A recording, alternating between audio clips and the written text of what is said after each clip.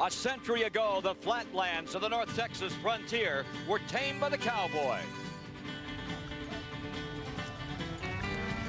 Today, at the dawn of a new millennium, a different breed of rider will conquer these plains at the Texas Motor Speedway.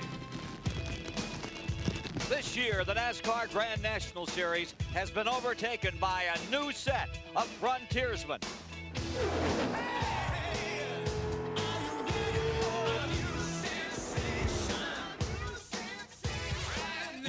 Mike McLaughlin leads the series, but by a mere 7 points. Dale Earnhardt Jr. driving like a legend in the making. Wisconsin's young Matt Kenseth won in Rockingham. 22-year-old Elliott Sadler won last week in Bristol. And Buckshot Jones is one of the circuit's most aggressive. Today, horsepower rules again in Texas.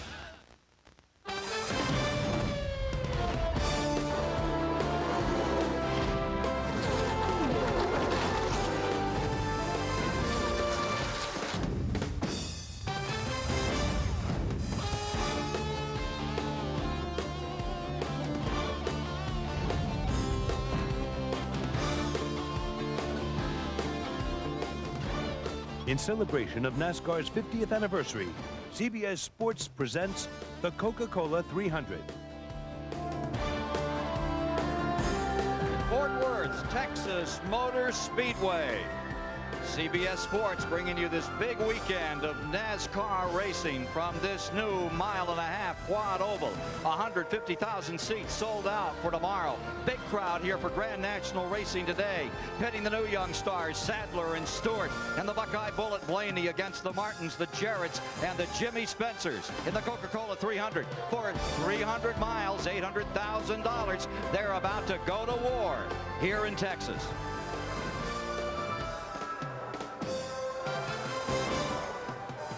And a good day to you, Ken Squire along, and what a story we have here. Imagine this. It's the wild, wild west for all those fans today, but for all of these drivers and for the organizers of this race, it's anxiousness and anxiety. Why? Well, go back to yesterday. Qualifying postponed, seepage, water coming up out of the track, 15 wrecks in 2 days. And with that kind of a start, everyone is concerned. Take a look at yesterday. Bobby Hillin out of control, turn one, slams the wall. It happened over and over again. To the naked eye, you can't see it, but that water is there, and the 3,400-pound cars bring it up out of the asphalt. And then to compound it, Kevin LePage blew an engine, or rather he blew a rear end, knocked all the oil and grease out of that car, 3 gallons of additional oil. He greased up that turn number 1, and that made it even worse. So this morning they had to come back out and attempt to qualify. This was the scene yesterday afternoon when they called off Winston Cup qualifying. It's just enough moisture that, I mean, if a tire hits it, it's gonna break loose. I mean, it's like since the suns went down, the track has cooled off, and that is what's making the moisture there. I think when it's hot enough, it keeps evaporating it. But just all that rain we had here in Texas. Well, all I know is it's coming up like a water faucet and it won't stop. It's just seeping. It's just enough that the last couple cars that ran, we noticed kind of a mist coming off their tires. And then NASCAR fifth leg went down there to check it out and found the problem. There's not a 10-foot geyser in turn one. It's shiny from some grease, but we're also seeing the water come through. What caused Lake or anybody else to lose it down there, I don't know. Was it because it's slick from grease? Like I said, you know, it's not running in water, it's not wet with water, but there is water there. It's not running water. Hey, it beats me to say, God, it's running like crazy, but it's not. Only 9 cars attempted Winston Cup qualifying yesterday. This morning, one of the first cars out, Dick Trickle, into turn number 1. Out of control. Into the wall. Dick told me afterward it was not the track. He said that car was just loose. And when qualifying was over, for the second time in his career, Jeremy Mayfield found himself on the point, and Joe Nemechek will be alongside for the start of the Texas 500 tomorrow. The track is the story, and Dick Mergren has more on that. Thanks, Ken. I'm in the first turn where most of the water and most of the problems occurred yesterday. Both appear to have dried up. Crews worked down here throughout the night. and they ran blow torches over this area. Compressed air was forced into every possible crack, and they hope that gets rid of all the water. But just in case it doesn't, they brought asphalt cutters, and they cut these grooves into the speedway itself, which should run any water at all that seeps through down here to this area. Beneath this stone, there are French drains. This thing goes 30 inches deep down into the ground. And in this area, there's rock and pipe and pumps, and that ought to get it all out of here. As far as the grease and oil that LePage dumped here yesterday, no sign of it at all today. The first turn looks real good right now. We hope it stays that way. 16 wrecked cars in practice and qualifying is more than enough. To Ralph Shaheen. The word that best describes Elliott Sadler coming into this race here at Texas is momentum. A win at Bristol on the half mile and your 5th career pole coming into the race here at Texas. Elliott, this is a racetrack where everybody says you have to beat the track before you can beat your competition. How will you do that today? Well, we're going to try to have good track position all day. We kind of done good, put this Phillips 66 Chevrolet on the front row. We got us a good pit stall, so we're just going to race the racetrack for 150 laps, and maybe the last 50 we'll try to duke it out. But we're here to run the whole 300 miles, try to get as many points as we can, and if we get lucky at the end, we'll see if we can make it 2 in a row. Starting alongside Elliott is the man they call Front Row Joe, the winner of the Busch season opener at Daytona. He has 6 career Busch Grand National wins. 4 of them have come on speedways like we have here today at Texas. To the back end of the grid, and Bill Stevens. Way in the back end. Randy LaJoie is the 2-time Busch champion, like to win his 3rd championship this year, but he's in on a past champions provisional. That means he's the very last car on the grid. Randy, not where you want to be today. Well, it's a starting spot anyways, but it's too bad this Phoenix Chevrolet Monte Carlo's been in the top 10 all day in practice. Had a little trouble qualifying. Guy in front of me goes up and blows up, but that's the way our year's been going. I might need a new good luck charm. We've had some good luck in the past, and we're not having any kind of luck this year. So we got a really good race car, and we're going to the front. I'm going to pull these belts as tight as I can get them, hold my breath. I got to try to be patient, but I can be real aggressive too. Well, they haven't won a race this year, haven't led a lap this year. He's going to go to the front in this race. He'll have to pass every car in the program, Ken. The 300 today, a test tube for tomorrow's Texas 500. And to make the call, we have Ned Jarrett and Buddy Baker along with Mike Joy. Mike? Thanks, Ken, and hello, everybody. Buddy Baker, what does it take to tame a new racetrack? You know, last year, turn 4, the exit of turn 4 was the trouble spot. The transition from the banking to the flat. They've changed that. They've addressed it.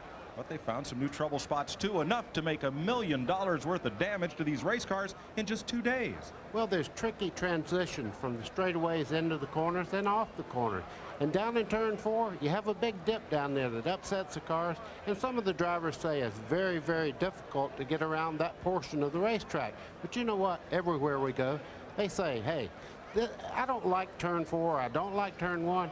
They'll adjust to it, and there'll be great racing today. In about 2.5 hours, one driver's going to like it just fine. Ned Jarrett, this comes in the midst of what may be the most competitive Busch Grand National season ever. Really has been competitive so far, Mike. We've had 6 races up to this point, and there have been 6 different winners. And the points chase, just 64 points separate 1st and 5th in the point standing. See a lot of names up there that we haven't seen in the past, and that's good. These young drivers coming along, and only one driver, Mike McLaughlin, has won so far this year in that top 5. 8 drivers are within 100 points of the lead. Some of the faces we'll be watching today include McLaughlin, the former national modified champion and the current point leader in this series. And Tony Stewart, who ran here last year in an IRL race, so that experience should help him here today. Look for him to be a contender. And Mark Martin, the winningest driver in Busch Grand National history. But you know what? 98-0. He has not won yet. Well, Matt Kenseth from Wisconsin's only led 1 lap all season. The last lap at Rockingham, he went to victory lane, and he's been on quite a roll since the season started in Daytona. Let's go trackside and get this underway. Ladies and gentlemen, it's time for the most famous words in all of motorsports. Here with the command to start engines, please welcome back our Grand Marshal for this afternoon's race, the area manager for Fort Worth Coca-Cola Enterprises, Mark Thompson. Ladies and gentlemen, start your engines.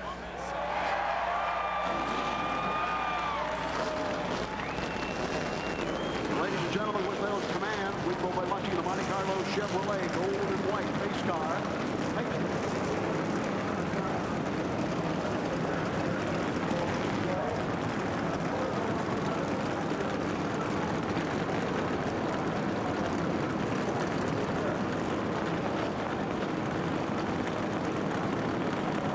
field comes to life in front of a packed house.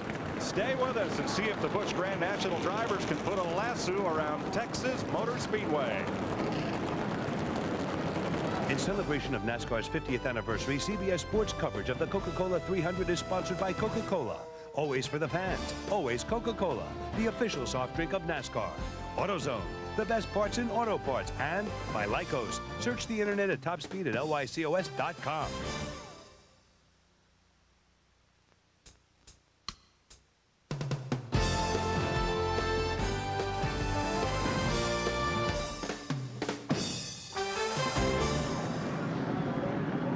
Beautiful day for racing here in Fort Worth as the pace car leads them out. 63 degrees in the grandstand right now, 58% humidity, light breeze, and those clouds are blowing away. It's mostly sunny.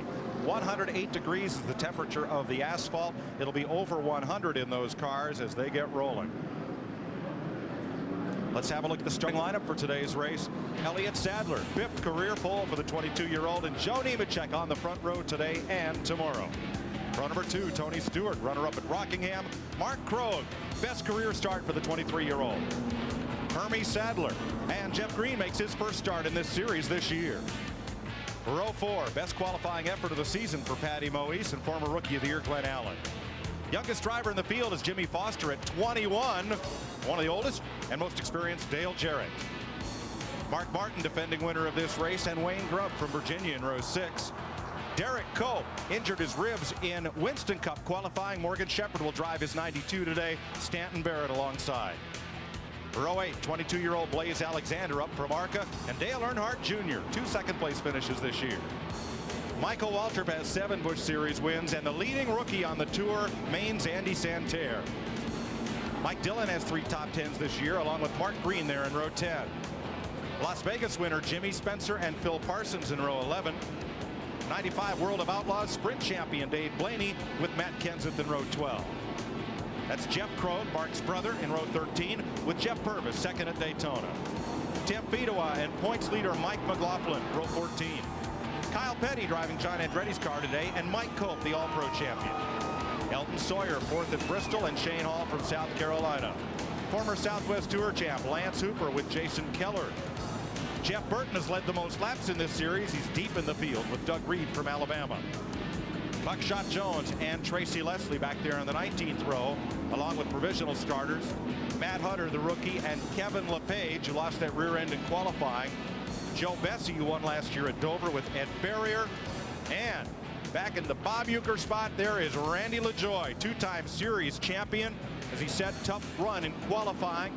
By luck of the draw, I had to go out on a slick track, and will start scratch on the field, taking the past champions provisional. There are 8 drivers that failed to qualify for today's race, and included in those are former Winston Cup drivers Bobby Hillin and current Winston Cup drivers Robert Presley and Dick Trickle. Now, some of these drivers qualified after that incident with Kevin LePage when he dropped all the oil and grease on the track, which really hampered their qualifying efforts, and it's too bad that they had to be in that position at that time on the track. In today's field, there's 28 Chevrolets, 9 Fords, and 6 Pontiacs. Chevrolet leads in the manufacturer's point championship right now. Today's race, with 43 cars starting the 300-mile distance, will run 200 laps. With the small carburetors, these cars will go 70 to 80 laps on a tank of fuel. A lot of caution flags last year slowed Mark Martin's winning speed to just a tick under 123 miles an hour. This is a 1.5-mile quad oval, banking 24 degrees in the turns and 5 degrees on the straightaway. Let's show you some of the in-car views we'll see today. We're going to have cameras in the front 3 cars. Elliott Sadler starts on the pole, 5th career pole, driving a Chevrolet. There's the pace car just ahead. And we'll also be outside the front row in the Bell South Mobility Chevy with Joe Nemechek. This is Mark Martin, the Winn-Dixie Ford. Martin will start in the 11th position. That Jack Roush machine. Mike McLaughlin is the series point leader, and he also a victim of track conditions. Will start 28th today in the Gould's Pumps Chevrolet. Matt Kenseth from Wisconsin rolls off 24th. That's the Lycos.com Chevy. Rockingham winner. Dave Blaney just ahead. Davis car. And Phil Parsons. Red machine just in front of Kenseth. 3 pace laps, we're told, before we get this underway. They were given the one lap to go the last time around, Mike, and now they've waived that off. So they're going to give them another lap. Apparently there's something on the racetrack. There's a track truck out on the apron in turn 4, and a safety worker goes up to pick something up that was right next to the white line.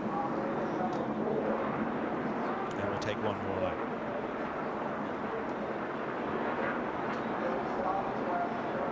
A lot of changes in this speed plant since we were here 1 year ago. And we get set for this start. Let's go pit road. Dick Berggren. Well, there was a practice session this morning. It's unusual for Busch Grand National Racing to have a practice session the day of the race, but they did today. And the fastest guy in that practice session was Joe Nemechek. So you'd think he'd be happy with his car. He wasn't. He said it was pushing. So he brought the car in and told Brian Patty, change a bunch of things, fix it. So Patty changed 2 springs in the car, sway bar, and several other items as well. Nemechek on the outside pole is out with something new, and he has been wicked fast the whole time since he's gotten here, Mike. Well, 1 lap to go. Buddy, what does it do when you make wholesale changes to the car in race morning? Well, it wasn't perfect, or they wouldn't have been working on it. So right. What they're trying to do right now is just do the best thing that they can. They study their sheets at home as far as the tire temperatures and make adjustments to make the car balance out better. Take a look at the comparison of the cars that are running here today and the Coca-Cola 300 and those that run tomorrow, the Weston Cup cars and the Texas 500. You see, there's 100 pounds of difference in the weight. The Weston Cup cars are heavier, 200 horsepower difference in the engines, and that comes primarily from smaller carburetors on the Busch cars, and also they run a 9.5-to-1 compression ratio as compared to 12-to-1 for the Weston Cup cars. And Ned, what that does, being 100 pounds lighter, they get through the corners a lot easier to drive. They don't try to break the rear wheels loose because they're a couple of 100 horsepower down. So they're better competitive cars as far as getting through the corners. They're a little bit quicker than the Weston Cup car. Ralph Shaheen. Mike, every driver has a different way of preparing for a race. Hermie Sadler earlier this morning only did 10 laps of practice. Parked the car, told the crew, hey, we're good to go. He's excited. He's ready to go for victory. Tony Stewart, on the other hand, who starts third, he's cranky, on edge. The crew says, uh-oh, look out. That means Tony's focused. He's ready for a win. Tony might want a little more front wing in that car. He's raced here in the Indy Racing League. He's running all the IRL events this year, some of which you'll see on CBS. And next year, we'll devote full time to NASCAR. Mike, it's when the driver's foot starts shaking just a little bit, anticipating the green flag. Cinch up your seatbelt, Baker. We're ready to go. One thing that we can watch for here in the first lap or two, they'll try to get those that are not on the inside, will try to get there as quickly as they possibly can, because in the beginning, it'll be a one-groove racetrack. 200 laps, 300 miles, green flag.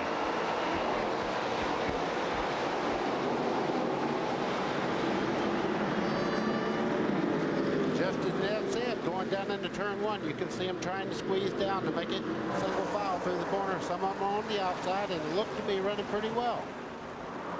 We were not up to full speed, of course, that time when they got into turn 1, so they can run up there pretty easy. Let's see how they do when they get into turn 3 now that they're picking up speed. 6th place car caught on the outside. Mark Krogh, his qualifying run, now he drops in line. First lap leader will be Sadler, Elliott Sadler.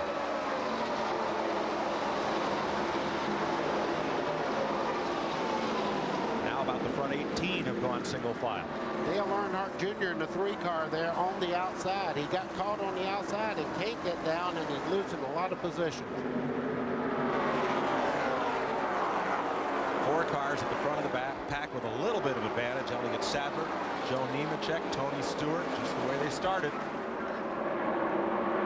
And Mike, the reason we say that everybody's trying to get down to that inside groove, that's where all the practice has been and the qualifying. That's the groove that they've used and where there's rubber on the track. Now maybe as they race on during trouble.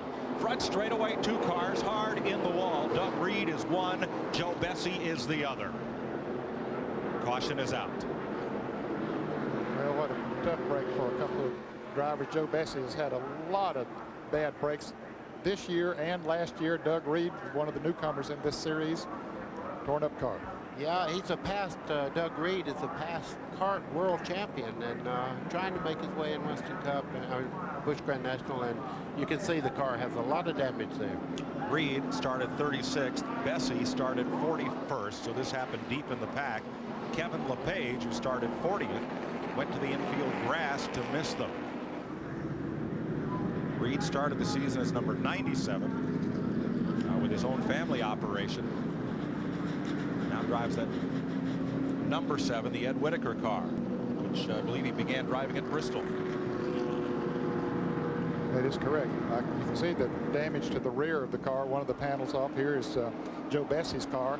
A lot of damage to the front end of his car as he takes it to the garage area. Let's see what happened here. Well, it looks like the 7 car of Reed might have gotten tapped a little bit, buddy, as he came off the turn. I was looking at him there. I'm not sure he got any assistance at all. He was coming through the corner there, and all of a sudden the 7 car of Reed just turned a little bit sideways. Bessie was just behind him there, and you can see him get caught up there. The car right behind Reed was Matt Hutter. We'll have a look as they come I'd by. like to see that again. See if It there's was any damage. awful close. Reed is going to make it back around to pit road. Here he comes. Caution coming out on lap 4. Let's have another look. Okay, here's the Reed car, and of course the yellow car there was Matt Hutter. He never touched him. Never touched him. Doug Reed got sideways. Matt Hutter. Look at LaJoy did not. right here. Boy, did he have to thread the needle. Boy, he was he almost really a big part of that wreck. Yes.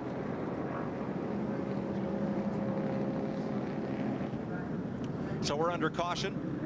Doug Reed's team tries to make repairs. Joe Bessie has gone to the garage.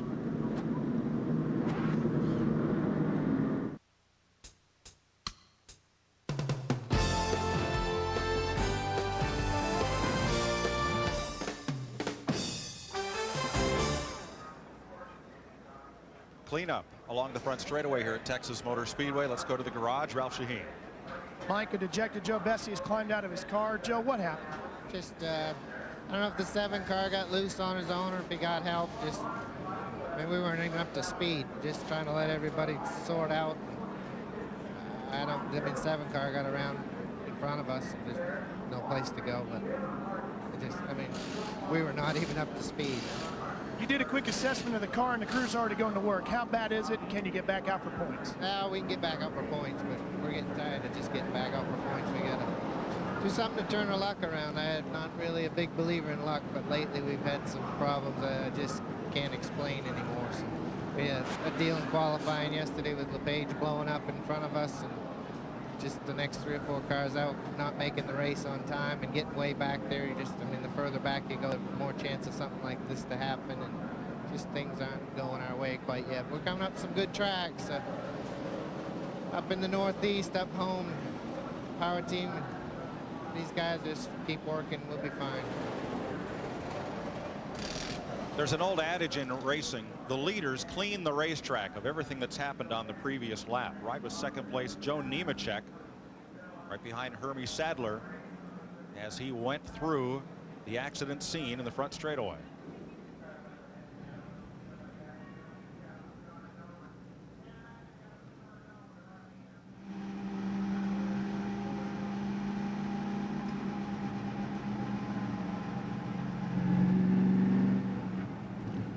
They were coming up on Doug Reed as they came to the start-finish line, and there was a piece that flew off of Reed's car. Well, you can see the loose sheet metal right there, and a piece of the back quarter panel there fell off the race car and right in front of Nemechek. He's lucky he didn't cut a tire, maybe. Fortunately, everybody had rolled out of the throttle to come back to the caution flag. CBS Sports coverage of the Coca-Cola 300 continues after this message and a word from your local station. Back with you at Texas Motor Speedway. Coming up next, CBS Sport takes a look back at the history of an all-American tradition. A salute to NASCAR's 50th anniversary right after this Coca-Cola 300. Hey guys, keep your eye on Jimmy Spencer. It's early in the going, but he's already on the run from 21st up to 16th spot. Spencer looks like he's got some makings for that first place before even 100 miles of this one's done. A winner in Las Vegas, Ken. Jimmy Spencer, one of a number of drivers doing double duty this weekend. We'll run tomorrow in the Texas 500 Winston Cup race here live on CBS. Bill Stevens. Elton Sawyer had a great run last week in Bristol, finished 4th. Thinks he could have won the race, but he had a rocker arm break toward the end. Problems at the beginning of this race. Engine had a miss just before that incident. They think it's a broken plug wire. They replaced it. They're hoping that will correct it. You know, most of the speedways are doing something to be involved in NASCAR's 50th anniversary celebration. As you look at Elton Sawyer, he and his wife Patty Moise both finished in the top 10 last week at Bristol. First time a husband and wife have done that in this series. Pretty neat feat. Yes, it is. Of course, in this race, his wife out-qualified him by a good bit. There she is, Patty Moise. And they're still doing a bit of cleanup here along the front straightaway from the incident involving Doug Reed and Joe Bessie. We'll be right back.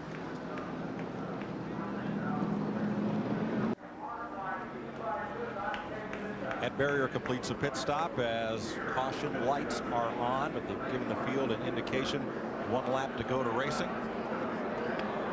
Pace car out in front of Elliott Sadler, Joe Nemechek, Tony Stewart, Jeff Green, Hermie Sadler, and Mark Krogh.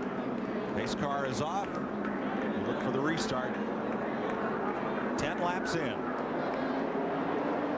And the green flag waves once again. They can only pass on the outside as they come to the start-finish line. And Jimmy Foster up on the outside trying to get around one of the cars, and it looked like he made it work. Foster passed Mark Martin on the restart. Oh my gosh. Back straightaway. Sadler, Nemechek, and Stewart. Just the way they started those front 3. Mark Krogh has dropped back from 4th starting slot to 6th. And now single file all the way through the field back to about 30th position as they come across.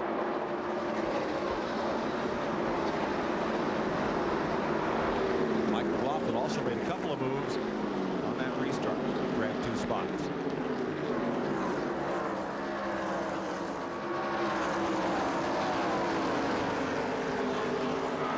That outside groove was quite fully worked in as cars went side by side down the back straight. And here are a couple more trying it, but they're losing ground, those that are up there on the outside, at least at this point of the race. There's that battle. Mark Green on the inside, Dale Earnhardt Jr. with him. They're going to pass Stanton Barrett and leave Barrett up on the high side. Whoa, way loose and just barely in the grass. Well, that was Dave Blaney. He's used to the dirt, but he doesn't want to see any here. He don't want any part of that. You see Phil Parsons in the 10 there. He gets by Stanton Barrett as they head down the back straightaway. Blaney's got a good run going into turn 3. Blaney in number 93 driving for Bill Davis. Bill and Gail Davis, I should say. Matt Kenseth right behind him in 17. Trying to move up. Matt Kenseth's view of Dave Blaney's Pontiac. Mike, you can watch these guys right now. They're being very, very careful not to do the wrong thing getting in the corner here, because it is a 1-groove racetrack right now in the middle part of the corner. But as they venture on through the race, they will move that lower groove up about another groove, and they'll be racing side by side before too long. Leaders complete 15 laps. Sadler and Nemechek a little further back in the field. There's Blaze Alexander up the outside. Yeah, he got caught on the outside going into turn 3, Mike, and a lot of cars are going by. Michael Walter went by in 21. There's Spencer going by in the 12 car, and Mark Green in the 37, and Earnhardt Jr. right on his back bumper. Dale Earnhardt Jr. What a pleasant surprise he's turned out to be this season. Yeah, it's the first couple of laps he got caught on the outside. He learned his lesson. He's right down on the bottom in the 3 car there, coming off turn 4. Very, very smooth. Colin Green, considerably more experienced driver, but Earnhardt has had 2 second-place finishes already in this young season. Steve Park drove that car here last year, was leading this race in that car, and a lapped car changed lanes in the middle of the quad oval and sent Park to the wall. Steve currently recovering from hip injuries. Apparently a problem with this 37. He just back off and let Dale Jr. go. I think right now he's looking in the mirror, Dad. Every time he'd come up out of the corner, the 3 car of Dale Earnhardt Jr. would close up 3-4 car laps on him. So he said, this early in the race, I'm in the way. I'm going to get out of the way. Yeah, that was Mark Green in the 37. Wisely backing off and just getting a little more open racetrack to run. Now Phil Parsons has come up on his back bumper. That's Phil in the car number 10. On point, 17 laps complete. Joe Nemechek begins to give chase to Elliott Sadler. He's there. We're going to have a lead change down the front straightaway. You can see Joe Nemechek in the 87 taking advantage there, coming along, and Tony Stewart moving into second. Stewart makes the move on the inside. What happened to Sadler's car to get him kicked up high? Whatever it was, it cost him the front 2 spots. I think when Nemechek got under him coming off of turn 4, maybe broke the air a little bit on his spoiler, took a little bit of it off, got his car a little loose, and Nemechek went by, and so did Stewart. Shell in-car camera riding with Tony Stewart. IndyCar star. Now Busch Grand National driver as well. Mike, he's just a star. No matter what he drives, he's always up front and very competitive. Out in front, Joe Nemechek, who also starts on the outside of the front row tomorrow. Randy LaJoie is charging through the pack. He's up to 31st spot. Bill Stevens? Yes, Mike, he is on his way. In fact, I just spoke to team manager Steve Burritt. Their concern right now is that Randy is going too quickly. The plan was to stay patient, and you know why. They don't want to drive into a mosh pit and get into trouble. Randy LaJoie has about as much patience in a race car as, let's see, what famous driver I can remember who's sitting right next to me? Never mind. He's doing a great job, though. Jimmy Spencer in the 12 car there is fixing to get overhauled by Dale Earnhardt Jr. Dale Earnhardt Jr. may be the quickest car on the Speedway right at the moment. Earnhardt is in 15th position, started 16th, dropped back a little bit on the opening green flag, and is now marching back up through. Patty Moise at the front of that pack. That number 14. Mike Dillon attempting to pass on the outside, and that's a bold move. Let's see if it's going to work. He decided that well. He got up there and committed himself, and Spencer is going to come right on by. And bring Dale Earnhardt Jr. with him. There's the penalty you pay right now for trying that outside groove. For the outside, you have to give up the inside. Earnhardt Jr. won his first ever stock car race at Myrtle Beach, South Carolina in 1995. Dale Earnhardt won several races in the track championship at Myrtle Beach in 78. And this driver's granddad, Ralph Earnhardt, won there many times in the late 50s and 60s. Oh, you could see Patty Moise come straight across in front of Spencer. He had to almost lock the brakes up getting into turn 1 there. Moise in the 14, Spencer in the white number 12. Earnhardt's number 3. Mike Dillon in 72. This is a battle for 12th place. 23 laps complete. As they cross the stripe here, Spencer looks inside on Moise. Oh, he gets down, just touches the dirt, and bam! Slam that door. You're not getting in. Boy, oh boy. Patty Moise does not know Jimmy Spencer as well as I do. That's a pretty bold move there. He's excited, no doubt. Now Jimmy's in that car. Now he's either frustrated or he's having a good laugh. What do you think? Oh, he's having fun. Might be a little frustrated too. He's going to try it again. No, he's not up close enough this time to try it again. He gets good momentum going into turn 1. That time he didn't have quite as much as he had the laps before, so Patty was able to get on in there. Here he comes. Oh, he's got him a run now, but he has to back off. I think that's the first driver that's ever chopped Jimmy Spencer 3 laps in a row and driven away to talk about it. Well, he gave her a little wake-up call coming out of turn 2 there. Yes. Got her a little light on the back part of her car. You can see she dropped back about 3 positions there. Well, she's got her car on her back bumper now. Patty does have. Michael Walter has come up there. He'll probably be a little bit easier. Elliott Sadler, our full sitter, has dropped back to 4th spot. Older brother Hermie Sadler is just ahead in the 29. So it's Nemechek, Stewart, Hermie, Elliott Sadler, and Jeff Green. Let's go to Dick Berggren. The problem with Elliott Sadler is his car is loose, Mike. His crew chief, recognizing all the carnage that has already happened here at this racetrack, first told him, let him go. Let everybody pass you. Don't fight it. Just let him go. And he did that until he got right in front of Mark Crow. And then the crew chief, Sandy, said, hey, stop it. Quit right there. And he did. Sadler just sort of stuck right in front of Crow, and that's where he's riding. Remember what Sadler said at the top of the show? He told Ralph, I'm going to race the racetrack for the first 150 laps. Okay, what that car is doing is losing traction on the back end of the race car. The back is trying to get around the front part of the race car, so he's just backing off so it does not get that loose in the middle part of the corner. Smart way to do it. Meanwhile, Nemechek and Tony Stewart have checked out from the third place car of Hermie Sadler. And there is Elliott Sadler, car number 466. He's in fourth place. And the car behind him will now be Jeff Green, driving the Ricky Craven car. Then Mark Crow, Glenn Allen, Dale Jarrett, Mark Martin, and the 83 of Wayne Grubb. Those are your top 10. 6 races, 6 different winners, 7 different pole sitters.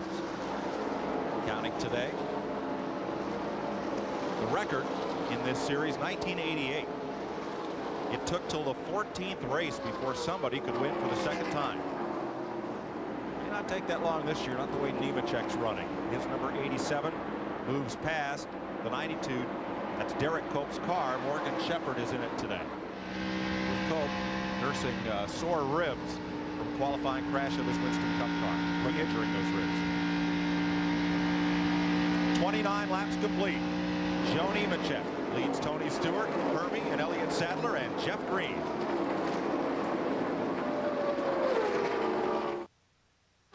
This CBS Sports Race Summary is sponsored by AutoZone, the best parts in auto parts. 31 laps, 46.5 miles. We've had 2 leaders, just a single lead change, and the average speed down to 110 because of 2 caution periods, distancing 9 laps here on the track record. And 2 cars are off the track but not officially out of the race. We expect to see Joe Bessie back racing for points. Reed's number 7. That may be done for the day. Let's go to Mike Joy. Working this caution off turn number 2. Number 83 Wayne Grubb was running in the top 10. Let's show you what happened. See Wayne Grubbs there in 83, gets a little assistance from Jimmy Spencer. Dale Earnhardt Jr. goes low to miss the wreck coming out of turn 2. You can see Grubb's car keeps hitting the wall up there. And as he does, look at the big smoke cloud everyone else has to come through. Just keeps banging into the wall. There's not a great deal that he can do about it. The toe end is really knocked out on him. Caution at lap 30, second one today. Well, it's going to be a barn burner here tomorrow. 500 miles for the Winston Cup cars. Ken Squire. 185.906. That's what took the pole this morning. This is the man that did it. Jeremy Mayfield will start the second Texas 500 right up in front. Teammate Rusty Wallace back in 6th. I think more important than being on the pole is what you learned in that practice period after this morning, Jeremy. Yeah, it really is. You know, that come here and sit on the pole is exciting, but yeah, we got to fulfill that tomorrow, and that's run good, run up front all day. And the Mobile One Ford, you know, qualified good, you know, the best we could, and went out after that practice and really run good. I mean, both of us are really strong right now. Now, are you concerned about turn 1 where that seepage was? That was the big issue yesterday. We saw you all down there chatting with the track officials. What was it like this morning? This morning it was perfect, you know, just like it was before yesterday's qualifying, and today it seems like everything's good, and I'm sure these Busch guys, you know, that they've wore it in a little bit, keeping it dry, so it should be okay for tomorrow. Now, the story was that as the day progressed yesterday, that seepage continued to get worse. Yeah, I think the sun was keeping it pretty much dry all day, and with all the heat and the cars running on it, everything was fine. And then when the sun went down, you know, it kept it from drying up. It started seeping through the racetrack, so hopefully it'll be okay for us. Besides beating your partner tomorrow and winning this race, what's your biggest concern? You know, we gotta keep the car up front and work on those points. You know, that's the biggest thing right now, is just trying to run up front and stay in the top 5. Pole sitter for tomorrow's Texas 500, Jeremy Mayfield. And we'll be back with more of this Coca-Cola 300 preview to tomorrow, Grand National race after this.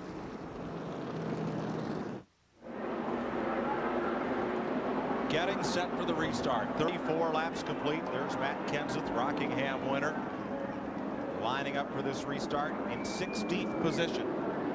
Nemechek, Stewart, the Sadler brothers, and Jeff Green, your top 5. We're back under green flag racing. That white and blue car down on the inside is Morgan Shepherd. He's several laps down.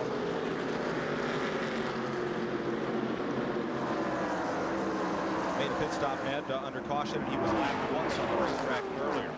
He is substituting for Derek Cope. Actually, I guess he's just 1 lap down. Right. trying to get his lap back. Nemechek is too fast. He is already pulled away. Nemechek and Tony Stewart rocketed away.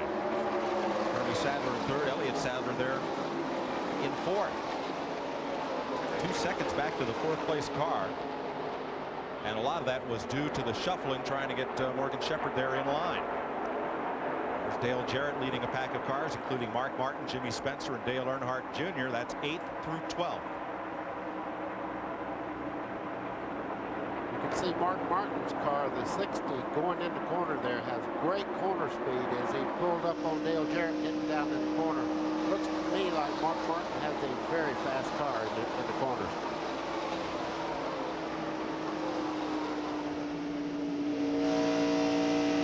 Dick Berggren. Brian Petty is the crew chief for Joe Nemechek, currently your leader, and he just told me that the decision they just made to not pit is about the most difficult that a crew chief can face. Why? If they stay out on the racetrack, they maintain track position. They keep that lead. If they come in, they get nice fresh tires. The thing Patty's worried about, the thing that was so difficult is, if he doesn't pit now, he may have to pit under green, and that would be a very difficult situation. To Bill Stevens. Most of the teams we talked with this week did not expect tires to be a big factor today. However, Tommy Morgan, the crew chief for Jeff Burton, is concerned about right side blistering. In fact, he's talking to some of the other teams along pit road and exchanging information. It could be a factor later on. Ralph Shaheen. They'll remember at the beginning of the show, I said Tony Stewart was a little bit cranky, a little on edge today. He's got the pit between his teeth, and he is running in second place behind Joe Nemechek, catching him on the racetrack. Problem is, his car still is not handling right. He is very loose going into turns and tight coming off. So even with an ill-handling race car, Tony Stewart is charging to the front. Those two drivers trying to check out. Stewart closing in on Nemechek, who started there with lapped car. Morgan Shepherd alongside. Nemechek got away from the field. Tony Stewart is reeling him in. It was 0.6 of a second, the difference last time by. Now it's dropped almost half a second. Buckshot Jones 00 and Randy LaJoie. If there's a more contentious pair in the garage area, I don't know who it'd be. Looking at McLaughlin there in the 34 car, he's on the outside. You can see him losing a lot of position. He crashed his primary car yesterday and had to go to this car, which is not his best race car. You can see him losing a lot of positions right now at the early part of the race. Just let LaJoie pass. LaJoie now pulls up close on Buckshot Jones. Andy Santerre on the inside. Former Grand National North Star from Maine, Cherryfield, Maine. And McLaughlin trying to get ahead and in line. That's not going to happen right there. Santerre, highest finishing rookie at Bristol last week. He leads the rookie points in 47. Looked pretty good, though. He held his own through turns 1 and 2 up to race speed. He's not giving a lot up on the outside groove. As I said, that outside groove will get better as they run today. You can see McLaughlin fighting side by side right now with Santerre all the way around the racetrack. They're coming here from Morgan Shepherd, the lap car there. And that 63 car is Tracy Leslie. And Michael Walter made a pit stop in the car number 21, so he's trying to come back up through the field. He made a pit stop during that caution. So did his teammate Patty Moise. Andy Santerre just lost about 2 or 3. Ooh, trouble with Mark Martin. He got caught way up in the groove. Spencer and Earnhardt Jr. just shot past. So, saw Martin's black car climb the hill. Spencer went by him like he was stopped all of a sudden. Well, you can see right now Mark looks to be under control there as he heads back down into turn 1. I don't see any apparent problem. He will do that. When his car is not running just to suit him, he'll let cars go by until he can adjust on it on the first pit stop. Back into turn 3. There you see Dale Earnhardt and Jimmy Spencer going by Dale Jarrett. Dale just moved up and let him go like Mark Martin did. Now Mark's going to get by him. And he takes Mike Dillon with him. Yep, once you back off and you lose that momentum, then makes a big difference. If you get out in that loose stuff, in the rubber build up and dust up in the high part of the racetrack, how long does it take to get your tires clean back off where you can get full grip again? Mike, I went out the other day and just drove a passenger car out of the groove, and it sounded like he was running across a gravel road that just had fresh tar on it. There's a lot of buildup on the outside of that lower groove. But that's your question. You go through that next turn real good, then that pretty well cleans it off if you get through that turn. All fun. Yeah, if you get through it. Good point. Looking back out of Mark Martin's car at 72, Mike Dillon, 10th and 11th place. Nemechek's your leader, Stewart in second. Hermie Sadler and Elliott Sadler third and fourth. Jeff Green fifth. We've had 2 caution flags. More on Mark Martin. Here's Dick. Well, he's just kind of trying to take it easy, Mike, according to crew chief Bobby Leslie. Apparently, he blistered a right rear tire in the Winston Cup car, and he is very concerned about it here in the Busch Grand National race because they are running the same exact tires. Meanwhile, the number 6 car of Jeff Green just caused his crew to really scurry. Green thinks potentially he has got a tire going down, but they're leaving him on the racetrack, at least for now. Kevin LePage has taken his car to the garage. The Doug Taylor team, trouble beset all season. It's not working well there. Tony Stewart in second place, that number 44, and Hermie Sadler's caught him. Yeah, and his brother just behind him, Elliott Sadler. The second, third, and fourth place cars have really tightened up here. You're watching from the back of the second place car, Tony Stewart in a Pontiac. That's that big turn 2 condominium, brand new this year. And from Elliott Sadler, up ahead, an older brother. I call him Big Brother. Elliott's a lot taller than Hermie. Well, Elliott called in a while ago to his crew and said, I'm a little bit loose, but apparently the racetrack is coming to him because he has actually run back up here and made himself a contender for the lead now. Front 4 cars pretty well grouped. You see them all out the front windshield of Elliott Sadler's car. He is fourth. Kevin LePage in the garage. Here's Bill Stevens. Well, we all know about the big trouble that they had with that rear end that blew on the track yesterday. Well, they just blew out the clutch on that car, and they cannot fix it. They are done for the day. Owner Doug Taylor started the season with modified champ Rick Fuller, a rookie. Apparently didn't realize what happens when you have a rookie driver and have difficulty making adjustments. He thought the problem was Fuller, let him go. Apparently that was not the problem. Back up front, Joe Nemechek. There you see the distance between himself and Tony Stewart. Hermie and Elliott Sadler closing in on Stewart's second place car. Jeff Green, trouble. Turn 2, 2 cars hard in the wall. Patty Moise, and is that Matt Hutter? That is Matt Hutter, number 36 there. You can see a lot of damage to the back of that race car and the right front corner. Left front corner, pardon me. Lap 51 and Hutter's Pontiac. Matt, an engine builder, son of a fellow who won a lot of championships for Richie Evans and a few championships here, Ron Hutter. He heads up that engine building company in Chardon, Ohio. Matt worked his way along and into this Busch Grand National ride this year, and he and Patty Moise have crashed hard in the turn 2 wall. Safety crews there talking to Patty, an IMSA veteran who once qualified on the outside pole for a Busch Grand National race at Road Atlanta, Georgia, one of the few road races that they've had in this series. Of course, most of her experience before coming to the Grand National Series was on road races. Right, she ran Ned in the IMSA Kelly Girl Challenge, a series that paid bonus money to female drivers. She and a number of women frequently collected that kind of bonus.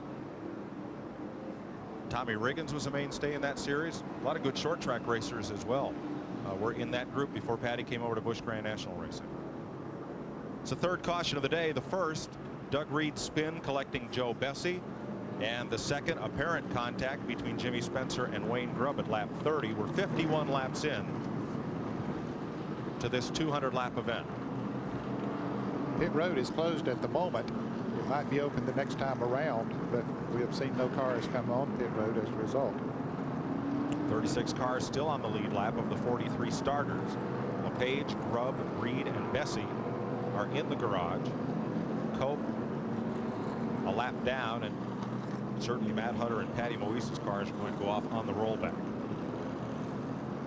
They ran Legends cars here last night at the Speedway here in Texas. The youngest driver in the field was 12 years old in those little Mighty Mite cars, Casey Smith of Austin. And the oldest, rookie Earl Allen, decided this is just something I need to do. And so at age 80, he bought himself a Legends car. There they are. He was out here running it last night. Way to go. Earl Allen said he felt the need for speed. They say I'm old and stupid, he said, but I have no fear. He finished 14th. I'll buy that. Well, we can see Hutter walking away from his car. And there's Patty Moise, who's standing talking to Patty. They are both okay. Great news. Pit road was still closed. Cars stay out on the track. Let's show you what happened there in turn 2. Hutter is the yellow car. Patty Moise is that pinkish machine.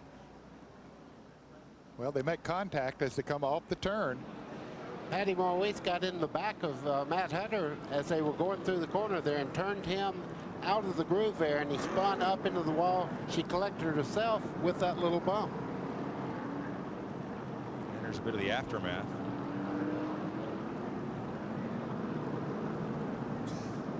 And the folks that will be sitting in those condos will have a nice view of that action. Out there in turn number 2. 72 condominiums. Call your agent. All but 6 are sold. They start at $300,000. Another of the enhancements is Bruton Smith and his folks continue to make improvements here. $250,000 in signage for people driving in and out of the facility. Enough gravel roads to drive from here to Oklahoma, and more paved parking spaces than at the Magic Kingdom. All to help make this place more fan-friendly. 150,000 seats. Second, I believe, only to Indianapolis among auto racing stadiums. I think you're right. Boy, it's a beautiful sight to see this place, and then to see, we'll see it totally filled tomorrow, but a tremendous crowd on hand here today for this 300-miler. And they made a lot of improvements in moving traffic in and out of this racetrack as well. Well, let's see who will pit under this caution flag. Well, they still, as it came by that time, Mike, they still had pit road closed. Bowling comes to CBS Sports, and it brings along golf's popular skins game format. Tomorrow on CBS Sports Spectacular, Walter Ray Williams Jr., Parker Bone III, Randy Peterson, and Mike Olby get rolling in a frame-by-frame showdown at the Brunswick Bowling Skins game. Mike, when you see the green flag there, they're fixing to open pit road as we speak, and I'll guarantee everybody's coming in for a tire check here.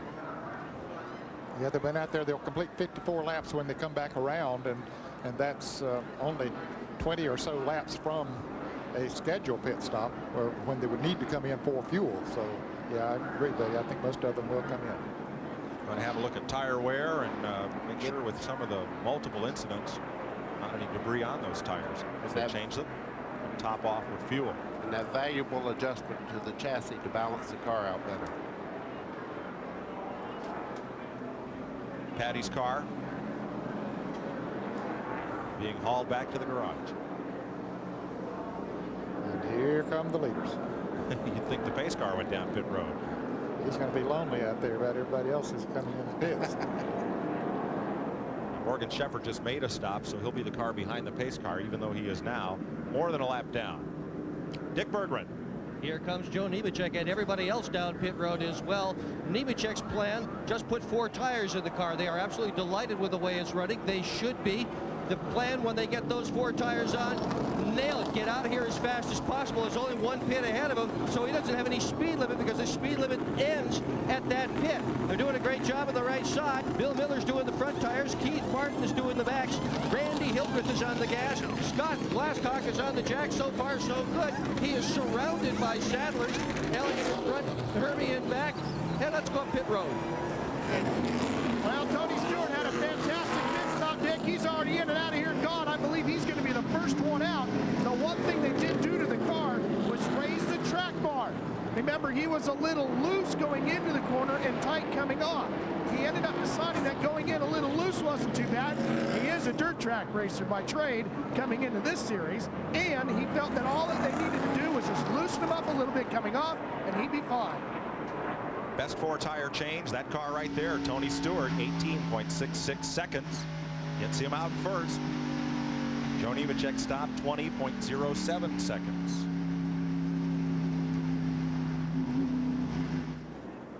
So there's Tony Stewart. As the wreckers bring in Matt Kenseth and Patty Moise's cars, take them back to the garage area. There's a look at Stewart's crew, and they've got a lot to be proud of.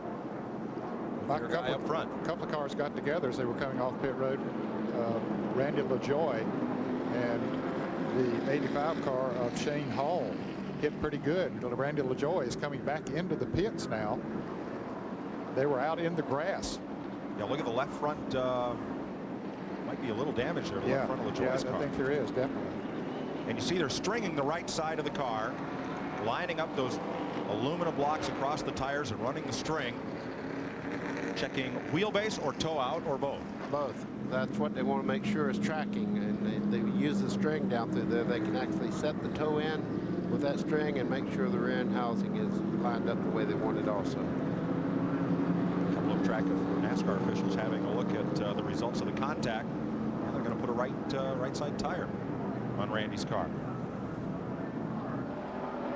Well, his luck this year has totally been different from years past when he won the championships, and this year he's just had a lot of unusual things to happen. Let me correct that. They did not change the right side tire, just tightened up lug nuts. In the blue sweatshirt, that's crew chief, or rather team manager Steve Bird. Crew chief Billy Nasowitz up running the repair there, and since we're under caution, all LaJoie will lose his track position. He'll still retain a position on the lead lap, but he'll be 35th. 1 lap to go. We'll look for green. The leader is Lance Hooper. He pitted back on lap 32 on the second caution of the day and did not make a pit stop this time. Nobody covers NASCAR like CBS Sportsline. You'll get latest news and standings from the track, in-depth columns and driver bios, video highlights, interviews, and more. Get on the fast track at cbs.sportsline.com. Ken Squire? LaJoie's an interesting story here today. Remember, he started 43rd at the outset. He had come all the way to 23rd before this caution. So coming from 36th position, looks like a walk for him. The other one that's interesting is the guy that was just in front of him in 22nd, as you see LaJoie coming back in. Buckshot Jones, the 00 car. Buckshot had started 37th, and he was running in 22nd. So both of those guys are on the come. They look like they're headed up into the top of this race before it's over this afternoon. There's Buckshot in the 00. He too has just made his pit stop, and he'll be ready to ramble when we go back to green. 56 laps are now complete in this Coca-Cola 300. 84 miles are down. Here's Mike Joy. Thanks, Ken. Ned Lance Hooper, 2 tires back at second caution, did not stop this time. Good move, bad move? What do you think? Well, it certainly gives him track position, and this year, for the first time ever, NASCAR awards points for the leader of a race. You get 5 bonus points like you do in NASCAR Winston Cup racing. But he's not running for points, so I don't know that that was the incentive. I think track position is it, but I believe that they'll eat him alive here once they go to the screen flag. Lance Hooper is probably counting on there being another caution within the next 40 laps so that he does not have to pit under green. He's the race leader as we go back to turn 1 under green. Spencer with an inside move. Too wide, a little further back as well. The front 8 cars got away single file. Working lap 58 of 200. Well, I said it eat him alive. He's doing okay. He's staying out there in front. Of course, he's the former champion of the West Coast, West and West series of NASCAR. He certainly knows how to drive. And his car owner, Richard Jackson, ran Winston Cup cars for more than 10 years. Yeah, you're exactly right. When they get some heat in these tires that they just put on the car, they will eat him alive, I'll guarantee you. Down the straightaways, you can see right now Tony Stewart taking a look on the inside. Lance Hooper fighting back. It's one groove through these corners right now, so really and truly, until they get a lot of temperature in the tires, you won't see this really hurt the car that only took on 2 tires. But as they run along, it will change. If you're Tony Stewart, where do you make your move? Well, Tony Stewart's in great shape right now. They're not going anywhere, and he's right up in the front part of this field, and you can see Joe Nemechek in the 87 now, getting a little nervous back here in third and second spot. I think the best place to make a move passing that we've seen, Mike, is coming off the turn 4. If you can get a fender alongside of a car coming off there, maybe get him a little bit loose, that appears to be the best place in this racetrack. And right behind them, there is some passing going on right there, as you see Hermie Sadler making the move.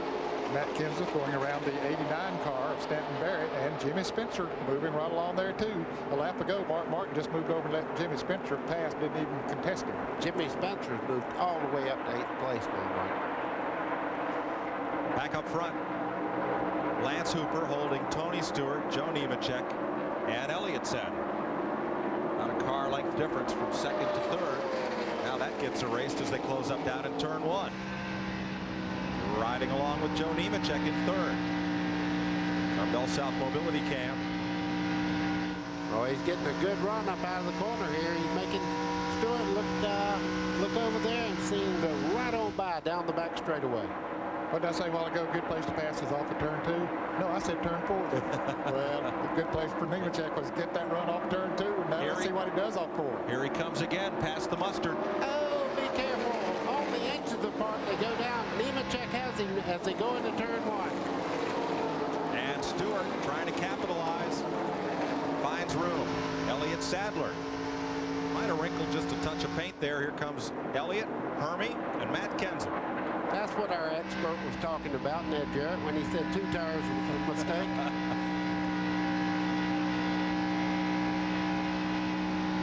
That will settle with Lance Hooper back in 6th position now. Jimmy Spencer's underneath him for 7th.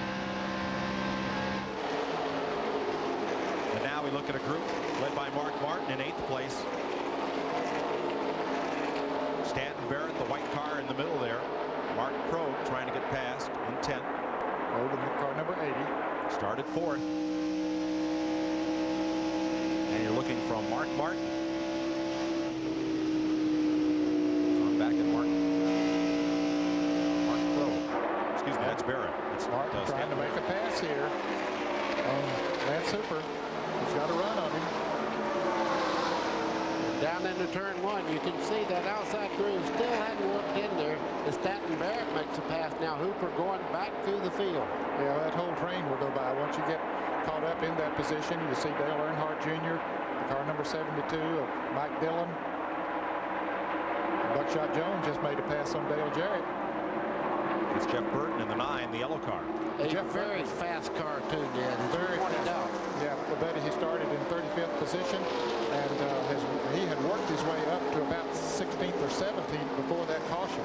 So Jeff Burton has a very, very fast race car. He was one of those that got caught up in that situation in qualifying yesterday. He was the second car to go out after Kevin LePage dumped all of that oil and grease on the racetrack. As we see a couple of other passes here. Mike Cope being swept up high in the number 30. Jarrett and Burton working underneath. That Jeff Burton car, the yellow number 9. Burton has led the most laps in the Busch Series, and he's led the most laps in Winston Cup this year. Oh, Mike Cope, but sideways there. Good catch. Used that short track experience that he has and brought that thing back under control. Lost a lot of positions, but that's better than losing a race car. Dale Earnhardt Jr., Mark Krogh, this is for 10th. Make that 9th place. Earnhardt picking up 9th place. Now drawing in on Barrett. 8th and 9th positions here, Ford versus Chevrolet. Look at the run that Earnhardt Jr. gets out of that corner there. That race car is really hooked up. How much of that is engine? How much of that is handling?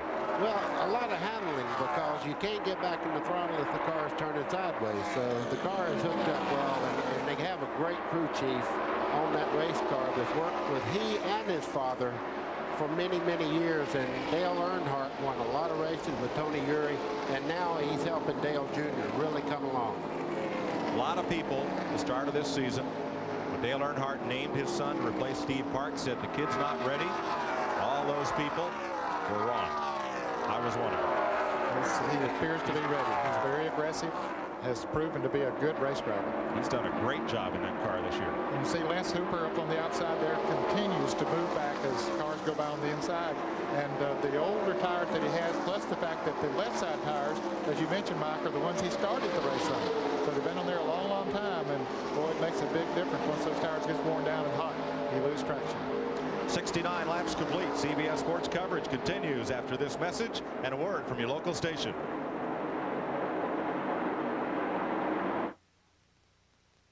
In celebration of NASCAR's 50th anniversary, CBS Sports coverage of the Coca-Cola 300 is sponsored by the 6,200 Napa Auto Parts stores nationwide and by the Home Depot, where low prices are just the beginning.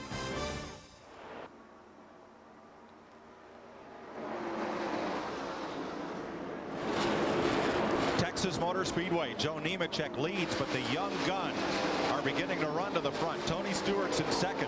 The Sadler brothers are third and fourth. Young Matt Kenseth is fifth. Dale Earnhardt Jr. has just climbed to seventh, passing Mark Martin while we were away. Where's the experience in that top 10? Nemechek the leader. Spencer in sixth. Martin in eighth. Here's the car number 80 of Mark Crow.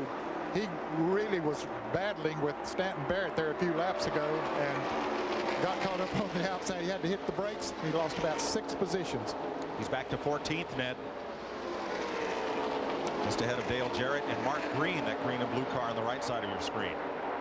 He was trying to take over 9th and went all the way back to 16th. Had a great qualifying run, surprised a lot of people, lining up 4th on the grid here. A little bit of tough going during the race. Tony Stewart is catching Nemechek. As you see him go down into turn 1 there, there's about a 10-15 car length difference, and it was almost a full corner. So Tony Stewart's picked up the intensity, and he's bringing a lot of people with him. That whole pack is closing up, buddy. You're right. There they are off the back bumper of Nemechek's car.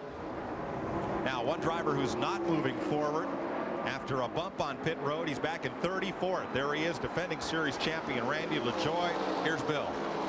At the top of the telecast, Randy said he needed some good luck today. He hasn't had it. He says that, well, just before he went into the grass, Buckshot Jones moved Shane Hall right up in front of him. He had no place to go but down low. The front end of that car is junk.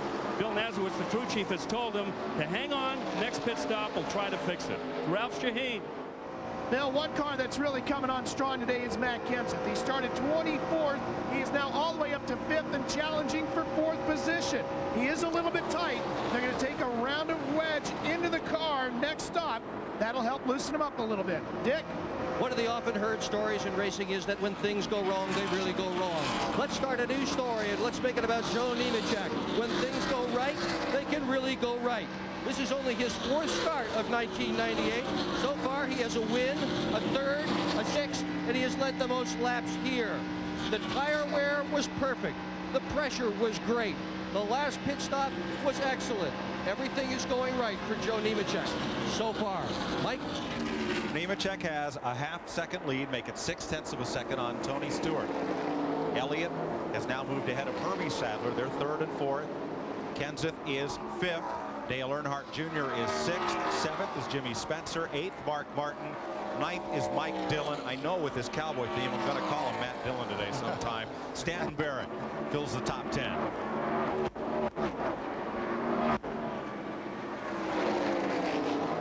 There's your second place battle. Tony Stewart pulling Elliott Sadler back to the front. Elliott Sadler is definitely on the move again. He had dropped back after leading the first part of this race. Then he dropped back to 5th and then moved back up to 4th and sat there and ran in that position until the caution. But his car is moving good now. Mike, you see these cars going down the straightaway here. You can't really tell how fast they're running. They're running 190 miles an hour this part of the racetrack heading into turn 1. Dale Earnhardt Jr. makes a move and moves up another spot. Into 5th, and boy, we saw Kenseth's car go way up the racetrack down there in the corner now. Yeah, much higher than it needs to be, and he wisely backed off, got it back under control. Lost a little bit of distance there, but he was smart in waiting to get her under control. Since the restart, Dale Earnhardt Jr. has come from 12th to 5th. He's trying to be 4th. I'm going to tell you that old saying, the apple does not fall far from the tree. He's proven it right here. It looks like his father driving that car as he makes another spot. Boy, he just drove around. The fans love it. Drove her right on in under Herman Sadler and made the pass. Let me add a little to what I said earlier. I did not mean to imply that Earnhardt Jr. didn't have the talent to be on this circuit. I mean, that was clear. I think many people felt a little more experience would do him good before coming to Busch Grand National, but you know, Dale Earnhardt's a great judge of talent. I think he saw in his son what he had seen in Steve Park, what he had seen in Ron Hornaday, and he says he has the talent. Let's give him the tools and see what he can do, and he's done a great job. He really has. Well, and it doesn't matter what side racetrack he races on. He runs good everywhere. He ran good at Daytona, ran good at Bristol last week, finished 2nd, came close to winning, and 2nd to Jimmy Spencer at Las Vegas, mile and a half track. Here he is running strong. 83 3 laps complete. Dale Earnhardt Jr. has climbed to 4th behind Joe Nemechek, Tony Stewart, and Elliott Sadler.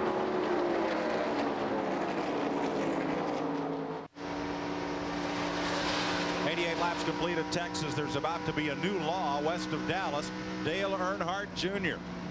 has closed right up on the back of Tony Stewart. Joe Nemechek continues to lead. You're looking at Earnhardt. That's the view that Stewart has in his mirror at the number 3. Well, that car is just seems to work perfect everywhere around the racetrack, Mike. He's able to get into the corners very good, out of the corners good, and that results in good straightaway speed.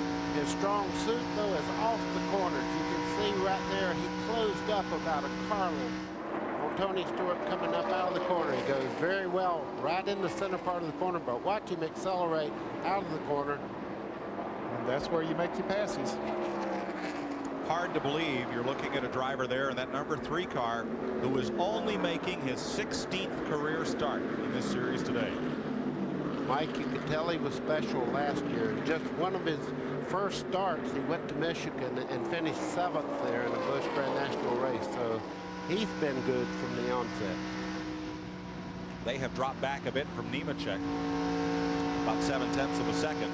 First to second in the Earnhardt pit is Dick Berggren. And it's not just today that he's having a great day. He's had a great year so far with a pair of second-place finishes and a pole as well. Tony Eury is his crew chief. Tony, what has this kid got? Right now, he's got a pretty fast race car, it looks like. ACL Coach Chevrolet's running real good. Goodyear tires are flawless today. So I think he's got some of the old man blood in him there. He looks like he's doing a pretty good job right now. We just got to keep his head calm, and got a long way to go yet. Hopefully we can win that first race today. He drives a lot like the old man as well. To Ralph Shaheen. Brian Frazier is a crew chief for Tony Stewart. Brian, on your last stop, you were tight. The longer he runs, the tighter he gets. How will you fix it for him next time you come in? Well, we're going to make a little bit of air pressure change and take a little wedge out right now. And we're trying to keep it from getting any looser into the corner if possible so we don't have to fight both ends. But Tony's doing a great job with the Shell Pontiac today, so we're going to adjust for a little more and see if we can get up there to that 87 car here before the day's over. Tony Stewart, 44. Here is Hermie Sadler being challenged by Matt Kenseth. Sadler will surrender 5th place. Matt Kenseth up to 4th. Remember, he's only led 1 lap all year, but it was the last lap of Rockingham, a good one to lead. The last 30 feet of Rockingham, but what a great pass coming out of the final corner to win at Rockingham. Here's Earnhardt Jr. really working on Tony Stewart there now. That is like Earnhardt Jr. run into a brick wall, though. He passed everybody else, but Tony Stewart, he races every lap like he's coming for the checkered flag. And right now, this is a great battle for 2nd and 3rd here. Now to update the progress on Randy LaJoie, who started last and was involved in that pit road straight. LaJoie is about 4 seconds from going a lap down to the leaders. Tough sledding for the defending series champion today. Earnhardt's 3 car was quite possibly headed for victory lane here last year. Steve Park leading, building a lead. Lap car took him out. I want to say hi to Steve, who's nursing that broken femur and was at the track at Bristol last week on crutches and is on the mend. Hope to see him back in action soon. In the Winston Cup ranks, Dale Earnhardt's Cup car. You mentioned Randy LaJoie. He's the last car on the lead lap. There's still 33 cars on the lead lap as we continue to watch this battle for 2nd.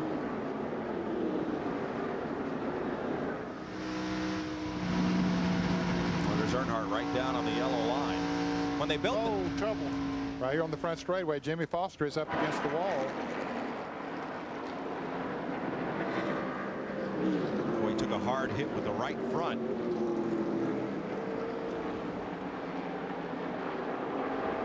'25th at Nashville, his best run of the season. And we're under caution for the 4th time today. Foster started 9th, had a good qualifying lap.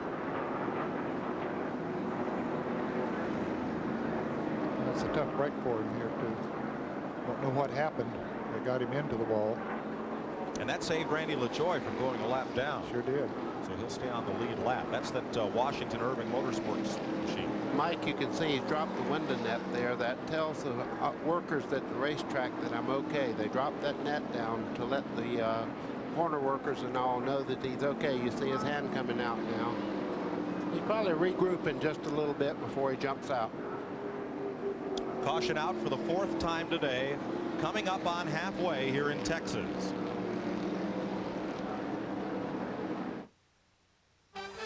This CBS Sports Race Summary is sponsored by Texaco, a world of energy.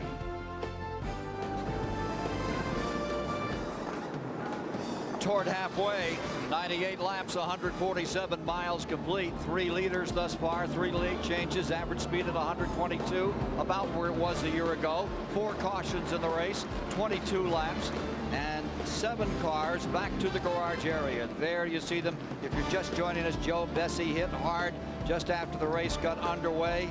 Foster's the latest to have crashed. And there he is leaving right now, being taken from that car that has crashed in the main straightaway. Jimmy Foster out of Daytona Beach, Florida, with a hard hit coming out of turn 4, and the car coming all the way across the start-finish line.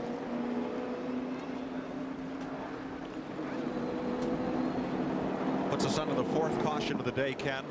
And all of the cars on the lead lap made pit stops. Mark Green, I believe he stopped for only 2 tires, got out first, so he is the race leader. He was in on the last stop. Pit road was a busy place. Watch the 3 car, the blue car. And watch this tire right here. He almost hit it, had to go out into the grass to keep from hitting it. Also, the car number 17 did the same thing, Matt Kenseth. There's Richard Childress and Dale Earnhardt up on the hauler. Watching a 3rd generation NASCAR star at work. Mike, we saw them taking Jimmy Foster to the ambulance there, but we had seen him put his window net down and also put his hand up outside the car. He just didn't get out of it, so apparently maybe felt his neck or his back or something. Ned, you're exactly right. They put the collar on him, and just for precautionary measures, they don't let you, if you say your neck's hurt, they don't allow you to run around out pit road and stuff. They take you right to the hospital and check you over. Let's show you Matt Kenseth's view of coming down pit lane.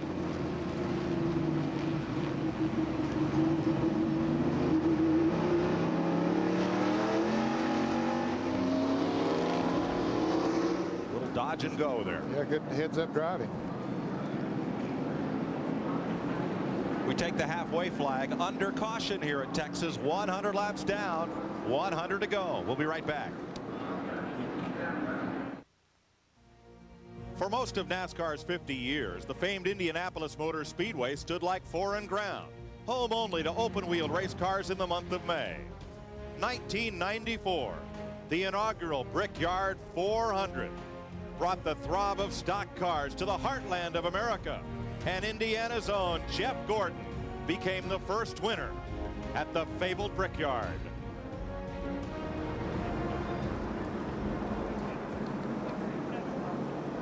After 101 of 200 laps, Mark Green has come to the front. Tony Stewart, Jimmy Spencer after pit stops. Tonight on CBS, Dr. Quinn, Medicine Woman, Early Edition, and Walker, Texas Ranger. That's coming up tonight on CBS. CBS Sports is proud to present golf's most prestigious event, the Masters. Tiger Woods returns to defend his title, joined by an honor roll of the game's best.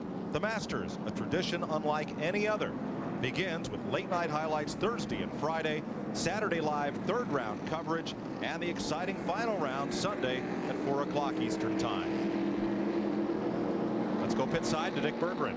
Well, Mark Martin has had a really tough year so far in 1998, Mike. He's only led 18 laps. At this time last year, he led well over 200. And it's stuff like this. It just keeps happening. I haven't seen anybody else blistering a tire, but this one came off Mark's car, and he's also had a problem blistering his Winston Cup tires as well. That's how come he's running slow, having problems with tires. Thanks, Dick. Mark is in 13th position. He was up in the top 10, Mike, and he lost several positions on that pit stop. One car to watch in the restart, Randy LaJoie, 33rd. The caution flag saved LaJoie from going a lap down. He's tail end on the field after his second pit stop to reset the toe in on his Chevrolet. There you see a couple wheel marks on the left side, which may have been part of that pit road incident. It's dropped him well back. With more on the second place car, here's Ralph. They're still trying to loosen up Tony Stewart's car. You might remember on the first pit stop, they worked the track bar. This time they took a ½ pound out of the left rear and a ½ pound they put into the left front as far as air pressure to help loosen up the car. Tony Stewart, you saw him downshift to third. Anticipate this restart. Green flag. Mark Green with a 2-tire stop took the lead and steps out. Hermie Sadler jumped up on the outside of the 3-car of Dale Earnhardt Jr. Trying to make a pass there, but don't think it's going to work for him. No, he's going to lose some positions rather than gain one. Kenseth got underneath and past him. Here comes Buckshot Jones in the 0-0 and Jeff Burton in the number 9. Oh, and Hermie is in trouble. In the wall, 2 cars. Jones and Sadler. Oh! And trying to get past with Jeff Purvis. And nowhere to go. Cut it left and slid into Sadler. That car looks like it's been hit from all sides. I believe Dave Blaney was involved in it as well. This is Dave Blaney as you're looking at him coming at you down towards the start-finish line. A chain reaction crash up in turn 3. And there was the first car sideways, Hermie Sadler. See Hermie moving around in there, unhooking his radios and getting his helmet off. Well, he was really looking forward to a good day. I talked to his sister. His sister scores for, I guess, Hermie. I'm not sure which one she scores for, but one of them. And I saw her up here a little bit earlier and said maybe the Sadler brothers can both have good days here today. Hermie hasn't had nearly as good a year so far as his brother Elliott. Hermie's best finish, 7th at Darlington. Only 2 top 10s this year. Nonetheless, 8th in the point standings. And helmet off. They drive for the same team. Gary Bechtel owns the team, different sponsors, of course. And they'll help Hermie getting out of the car. Buckshot Jones, the car all stove in the nose of Dave Blaney's Pontiac. Also badly damaged as this brings out the 5th caution flag of the day.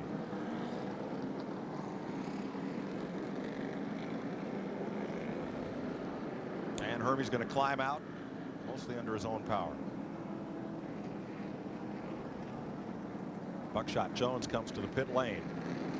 See Hermie getting out a little slow right there. He got whacked pretty hard there by Jeff Purvis, and when you're almost stopped like that, the car slides into you. It really takes an effect on you. Looks like they might be going to put a neck brace on him as well, buddy, as a precautionary. Well, no, decided not to do that. I think he just wants a minute to clear his head. It was a hard hit. Not so much the one with the wall, but that one when Jeff Purvis tried to get away from him as Sadler's car was sliding down the racetrack. Blaney's car has now come around to the pit lane as well. And see if they wave him into the pit or the garage. I believe he's going to head for the garage, Mike. You can see the steam coming there, the radiator and everything. Yeah, the NASCAR official is saying, hey, back it up. There's an opening in the wall. Need to take it to the garage and do the work. There's too much to do out here on pit road. Plus the fact that you're losing all that fluid on pit road, and other drivers coming in don't need to run over that. They'll put a little quick dry over that and take care of it. Fortunately, everybody's okay. That's Hermie Sadler. Just take a minute to collect his thoughts before he climbs there onto the stretcher, and we'll get a ride to the infield care center. Buckshot Jones has made 1 pit stop and goes back out on the racetrack, hoping to remain on the lead lap. Dave Blaney's Pontiac is behind the wall. This happened well back of the leaders: Mark Green, Tony Stewart, Jimmy Spencer, Joe Nemechek, Elliott Sadler, Matt Kenseth. So they were battling for about 8th, 9th place when the incident occurred. We saw it from the rear bumper of one car, just saw the start of it, saw Sadler's car get sideways.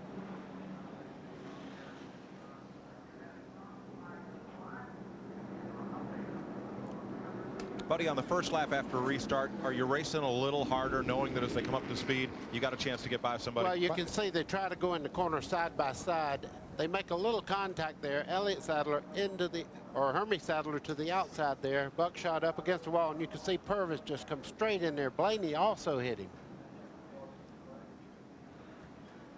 Let's have another look here, Ned. Just a little contact made there and around. Buckshot goes, and Hermie up there too. A lot of other cars almost getting involved.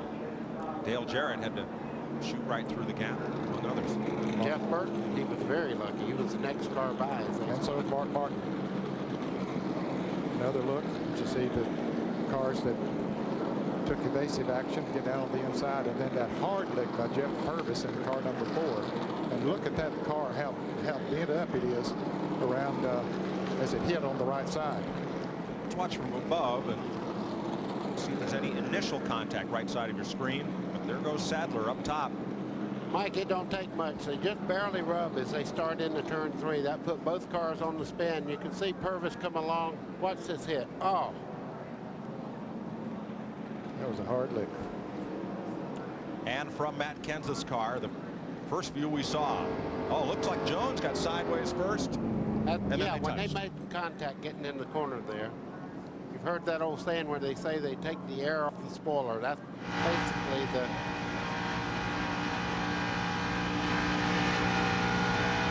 From Mike McLaughlin. Went through it that fast.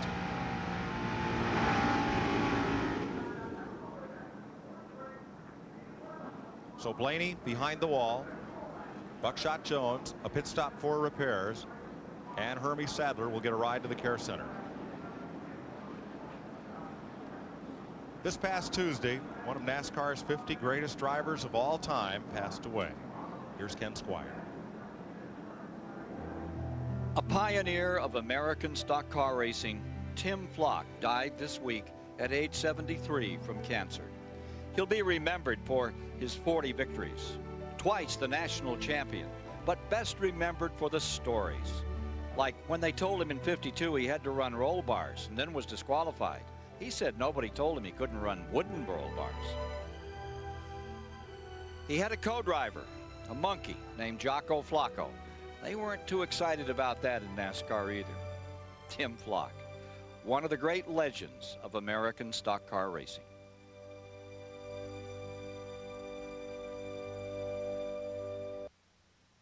In celebration of NASCAR's 50th anniversary, CBS Sports coverage of the Coca-Cola 300 is sponsored by Texaco, a world of energy, and by AutoZone, the best parts in auto parts.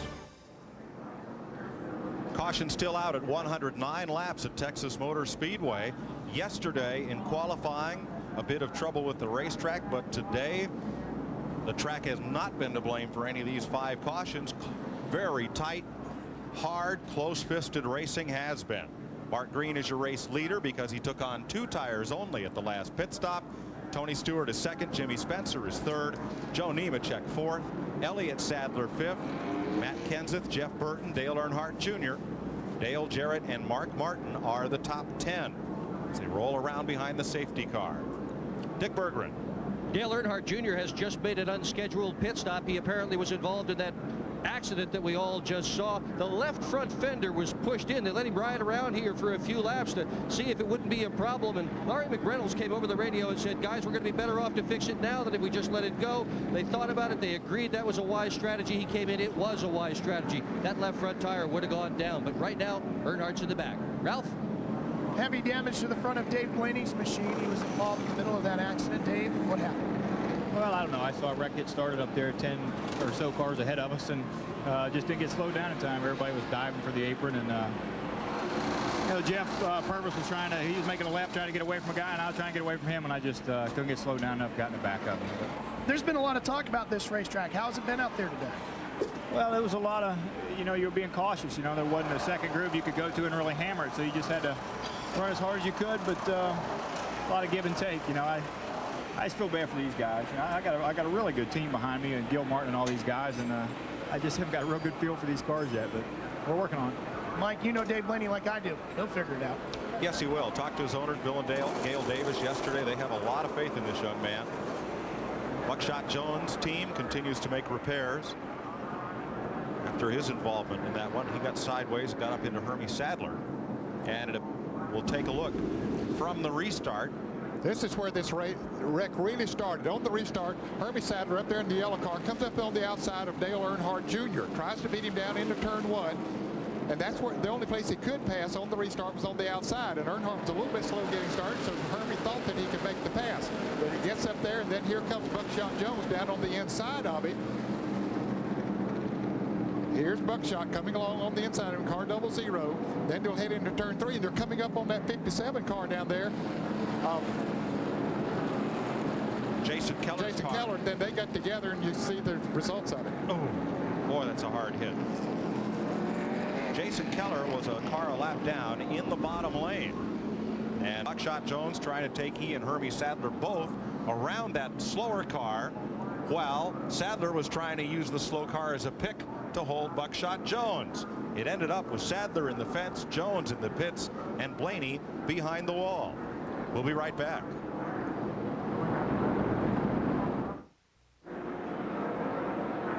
Welcome back to Texas Motor Speedway and the Coca-Cola 300.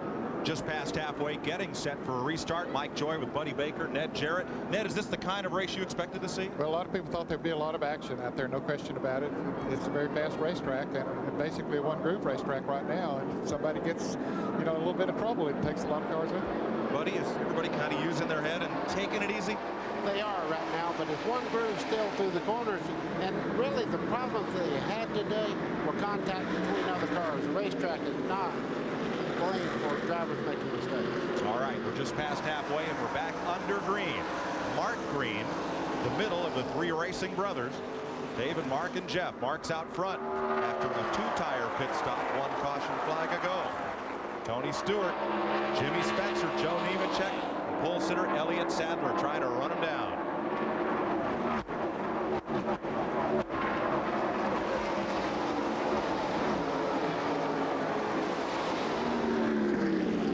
There's a lap car, Morgan Shepherd, 92 there. And Dale Earnhardt Jr. after that stop, trying to fight his way up from 21st position. Well, that was a lot of track position to have to give up. And here's Jimmy Spencer going in for second.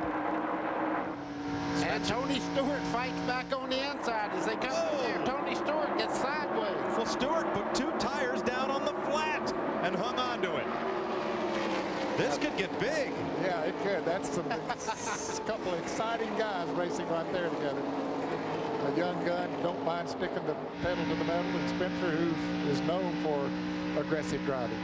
Watching from Joe Nemechek, we've seen a lot of passes today where the driver being passed says, okay, go ahead, I'll just drop in behind.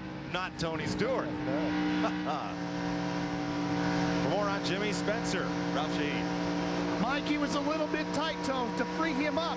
They took a round and a half of wedge out of the right side, plus they put two scuff tires only on the right side and then filled them up with gas. Jimmy said, guys, if we hit this right, I guarantee I'm leading in 5 laps. Let's start counting. Tony Stewart's signature must have been on the warranty because it hasn't quite happened. Got to be impressed with Mark Green still leading up there as we watch Dale Earnhardt Jr. And Earnhardt, who started 19th, up to 20th there. Oh, a little smoke from the back. Yeah, it could be, Mike. Left rear, right there maybe. At the corners, he follows Michael Waltrip in car number 21. We'll go around Blaze Alexander. Let's set again. Hopefully he'll wear that square shoulder off the radial tire and won't quit smoking. Hopefully that's what will happen. Blaze Alexander drops to the back of the field, and we'll head for pit road. Up front, Jimmy Spencer. Want to make it interesting for Tony Stewart's number 44 here.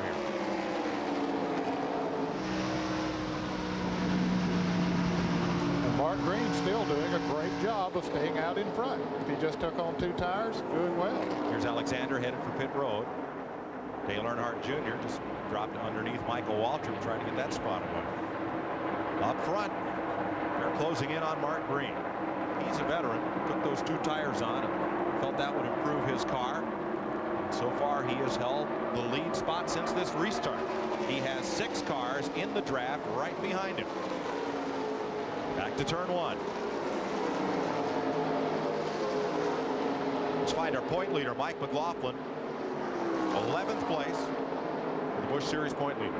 Not getting off the corner very well. You can see right now the 10 car there of Phil Parsons is moving right up on him when they accelerate out of the corner. So right now he's struggling to hang on. McLaughlin battles Parsons. Leaders get away from them just a little bit. And up front for the lead, it's tightening up just a bit. 7 cars linked together from left to right. Mark Green, Tony Stewart, Jimmy Spencer, the blue car Joe Nemechek, the black machine Elliott Sadler, Matt Kenseth, Jeff Burton, all linked together. Here comes Jeff Burton making a move now on the 17 car as they come down the front straightaway. Matt Kenseth, if he can get close enough, he didn't quite make it, Ned. No, he thought he had a run, but just couldn't quite pull up beside it before they got to the turn, but he's working on it now. I'll show you what happened to Blaze Alexander, the number 20 car that went to the pits. Had a bump with the wall. Number 20 is Alexander. Yeah, I'll say he got to the wall right there at our camera. And yeah, he's taking his car behind the wall now into the garage area.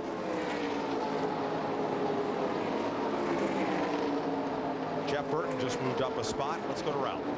Well, Blaze Alexander is sitting here in his race car. Blaze, there's a trail of fluid behind you. What's the problem? We've been fighting a push all day, and I just got up and smacked the wall there, and it broke the fuel pump. I think we're out.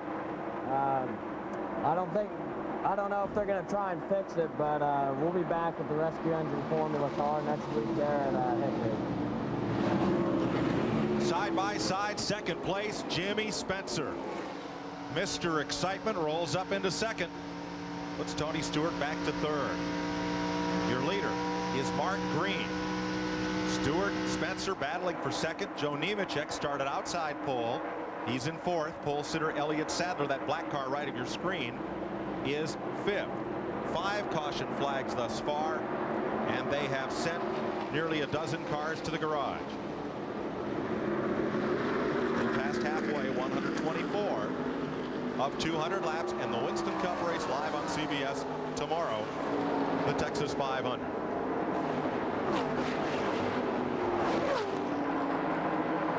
Mark, we've talked about that impressive run by Mark Green. He's still staying out there. Now, Spencer's coming up on him now, but if he just took on 2 tires, I'll guarantee you there are a lot of crew chiefs down in the garage area for those cars tomorrow that are looking at that and say, hey, he's running good on those 2 tires. We might be able to do that to get track position tomorrow.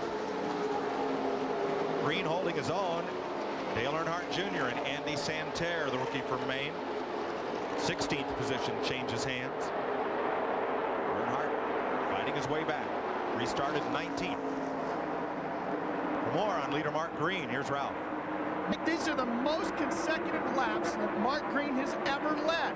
The most he'd ever done up till today, 6 laps at Dover. Those were all under caution. Think he's feeling a little pressure today? I think he's feeling pretty good.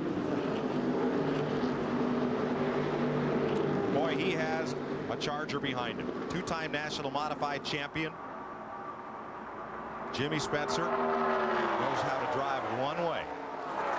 Wide open. Flat out and halfway turned over all the time. You can see right now he's moved in within a car length, but just behind him I think Tony Stewart may be pushing still.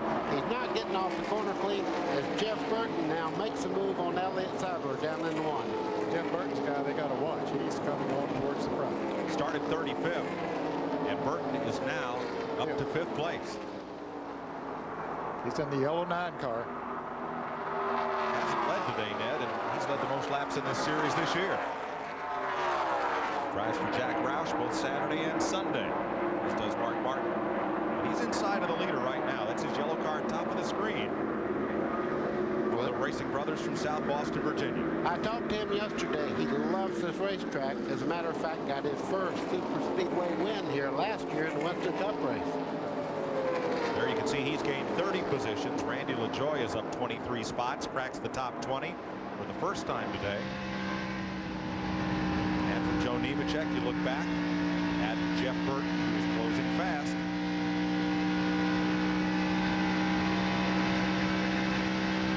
Still 28 cars on the lead lap. And Nemechek gets busy. He's going after Tony Stewart. Take a look. Down to the inside. Has he got enough room? Still looking as they head off the corner there. You can see Nemechek down low as they head down the back straightaway. He has the run going into 3. Yeah, Stewart would have no choice but to back off, and he does. Falls back in line very quickly. He didn't stay up on that outside very long. Now, Jeff Burton's number 9 did not get as good a run and could not follow Nemechek under Tony Stewart. Green and Spencer, and then a gap of about 1.2 seconds back to Nemechek, Tony Stewart, and Jeff Burton.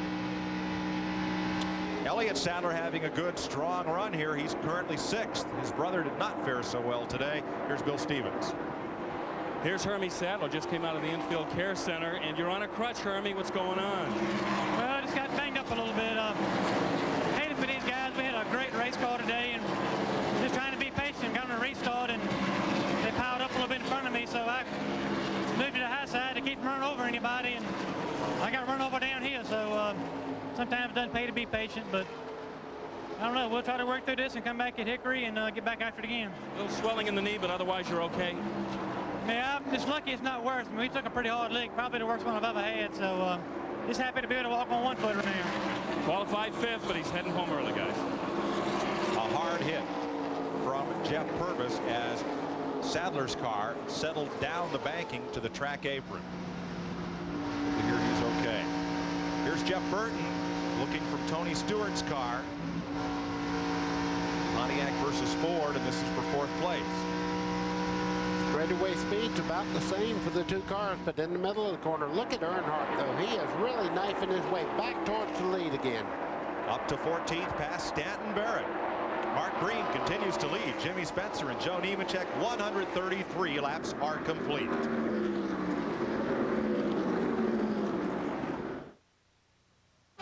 This CBS Sports Race Summary is sponsored by AutoZone, the best parts in auto parts.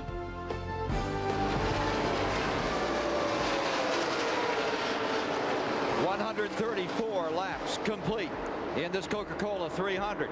And there you see the story. 4 different leaders, and there could be another lead change at any moment. The average speed down to 113 miles an hour.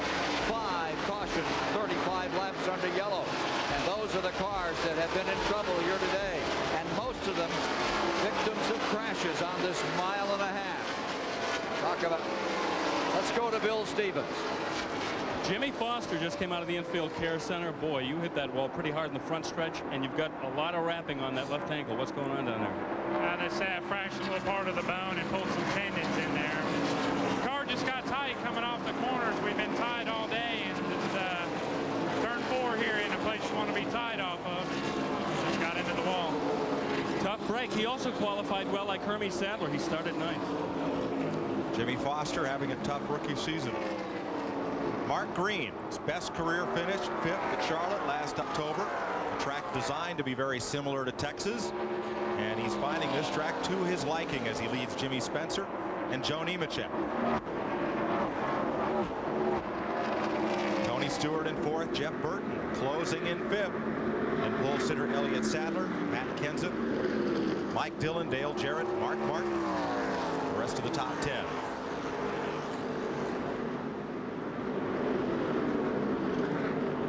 There's the best battle on the racetrack. 4th place, Tony Stewart trying to hold back. 5th place, Jeff Burton, who kind of surprisingly has not led today's race, though he started way deep in the field. Jeff Burton clearly faster through the corner, but down the straightaway, Tony Stewart's car is a rocket ship. You can see he pulled out about 2 car lengths down the front straightaway through the corner. It closes right back up. Burton started 35th on the field. Stewart rolled off from the 2nd row. Still 28 cars on the lead lap. You see him coming up on him once again, but as you say, coming off of the corners, he can really get a run. Does he have enough? No, he doesn't. He looked on the inside, but Stewart closed that gap. One handling in the corner, the other handling down the straightaway. Pick your poison. Burton just has that little look to the inside, but cannot pull alongside. Jimmy Spencer sitting about 0.3 of a second back of the race leader. And that gap has remained pretty constant, and kind of surprised that Joe Nemechek has not been able to close down on them as we watch this battle for fourth. You know, you're exactly right. He made a run there. It looked like he may have heated the tires up a little bit, and it's been a consistent gap between the two for about 10 laps now. Left side of your screen is race leader Mark Green. Ralph's in his pit. Kenneth Campbell is a crew chief for Mark Green. Kenneth, you only took 2 tires. How come and how long can you go with them? Well, the Timberwolf Chevrolet's been a little tight all day in traffic. We wanted to try 2 tires just to get him out front and see how that did. It seems to have really made a big difference. And Goodyear's got such a good tire, there's hardly any wear here. So we'll just see how it ends up. Now, your guy hasn't led many laps in competition under Green. How nervous is he, and are you having to coach him? I didn't understand. Your guy hasn't led many laps under Green. Is he comfortable out there? Oh, yeah. Yeah, he's doing a good job. I mean, Mark knows how to lead races. We're in good shape. He's even pulling out a bit of a lead now, Mike. It's opened up just a hair, Ralph. Another car length, perhaps, on Jimmy Spencer. And if you look just to the right of Spencer, you're going to see Joe Nemechek starting to come into the picture.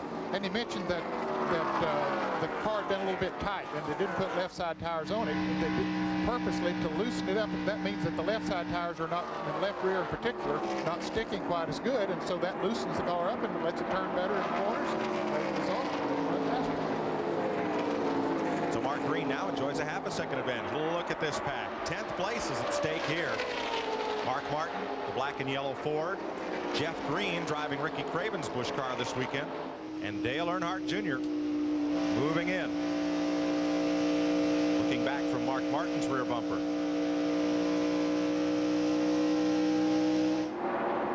Now Jeff Green's a driver. He's in a bit of transition with his Winston Cup operation. Taking a bit of a hiatus. They've changed the personnel.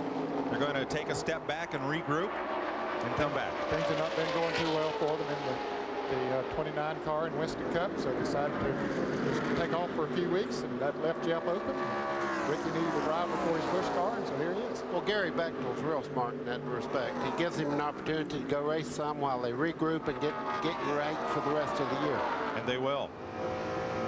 Riding with Matt Kenseth.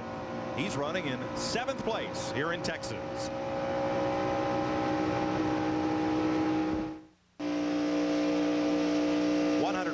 Laps complete. Mark Green leads Jimmy Spencer and Joe Nemechek, but you're on board Mark Martin's 10th place car, looking at a mirror full of Dale Earnhardt Jr. and up front for the lead. Almost 3 wide into turn 3. That wasn't quite going to work, and Jimmy Spencer kind of eased out of it. That would have been a huge wreck if Jimmy Spencer had not got on the brakes hard getting in the corner over there. You see the distance it cost him. Mark Green moved up around the lap car, and 3 wide in turn 3 was not going to work. We're back to the 10th place battle, where Dale Earnhardt has really been coming off the corner well, but Ned, he just can't get alongside Mark Martin. Not yet. He's really been working on it. He is coming off the corner a little bit better than Mark is, but Mark has good straightaway speed, and Mark has a pretty good race car too, and he's a whale of a race car driver. We know that already. Mark has been hoping to get in and take on 2 tires for some time now. So the report from Dick Berggren is we may not be surprised to see Martin come in under Green for those tires. Guys, just a little bit ago, Jeff Burton dropped back about 10 car lengths, and he run Tony Stewart back down in about 3 or 4 laps. That's to let him know I'm a lot quicker. I'm not as quick down the straightaway, but I'm a faster car all the way around the racetrack. And this is going to get interesting near the end of the race, because once you do that 2 or 3 times and they see you in the mirror, the next time you come knocking. Okay. See how that works. Let's check with Dick Berggren. Well, the next pit stop will surely be the last pit stop, Mike. They have a 3-tire rule here. They're only allowed to have 3 sets. That's kind of one of the rules of the game in this series. They've taken 2, so they've kind of hung out there. You know, we've had some yellow flags. You might have thought that these guys would have come in and taken some tires, but no, they wanted to save it until the very end. So when they come in, pretty well count on some interesting tire strategies. They've all been watching Mark Green, who only took 2. We'll probably see some guys take 2. Then we'll see some guys take none. Let's go to Ralph. Matt Kenseth just dove down pit road. They took on 2 right side tires. That should be his last stop of the day as well. Matt Kenseth was in 7th place as you ride off pit road with him. The Lycos onboard camera. Kenseth started 24th, had a 10.1 second pit stop for 2 tires and enough fuel to finish the race. So pit stops for lead lap cars are beginning. And you see Jeff Burton has gotten around Tony Stewart, and here comes Elliott Sadler. That's 4th place for Burton. Ned, it don't change year from year. When you back off and let that car know you're much quicker and you run back up on him again, Tony Stewart did a very smart thing there, because right at the moment Jeff Burton is running so much better all the way around the racetrack, not just down the straightaways. So now here comes Sadler, the pole sitter. Last week's winner at Bristol, to put the pressure on Tony Stewart. This now becomes a battle for 5th place. Ken Squire. Well, these Green brothers are having a great time down here in Texas. Here's Mark Green, the middle brother, leading in this Coca-Cola 300. His older brother will be starting in 9th position in the Texas 500 tomorrow here on CBS. That's David Green. And, of course, Jeff Green is right in here, now running in 11th position. So the Greens of Owensboro, Kentucky, are looking mighty proud right now in the Lone Star State. Here's Bill Stevens. Well, when Mark Green qualified 20th, I asked his crew chief earlier this week, well, are you worried about your driver in traffic? He says, not really. Look what happened at Daytona. Well, I looked it up. They started 40th down there, and he finished 14th. He knows what he's doing. Mark Martin is in. As Dick Berggren predicted, they may come in under Green and 4 tires. And Dick is waiting on Mark. Dick? And he's going to just looks like a 2-tire stop, Mike, which is exactly what they had hoped for. They've got the wedge wrench in the roof of the car to try to adjust the chassis. There it goes, 1 round, 2 rounds, 3 rounds in the back end. Just to it, he is gone under Green. 11.3 seconds. 23 seconds. Lead battle, turn 3 this time. Jimmy Spencer's got some racing room outside Mark Green. And holding the throttle down as they rocket off turn 4, you can see Spencer on the outside there trying to make this pass the hard way. Wow, I never thought it'd be done. Is it going to be done? No, not turn 1. I don't think so. Great run through 3 and 4 for Spencer, but he dropped back in turn 1. Buddy, what's the difference between getting into turn 3 and getting into turn 1 2 abreast? It's just a little bit of a different transaction getting into turn 1. Most of the drivers say it's very, very tricky there, and you have to be very careful getting in the corner. But Spencer isn't through yet. He's fighting back again.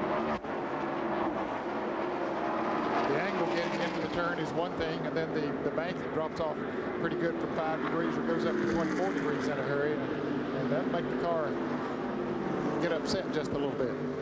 Coming up next, CBS Sports Spectacular salutes NASCAR's 50th anniversary. A look at the 5 decades of NASCAR racing and some great vintage footage is coming up right after this race concludes. And tomorrow, Winston Cup racing here in Texas, live on CBS. 162 laps complete. Only 2 of the lead lap cars have made that final pit stop. We'll be right back.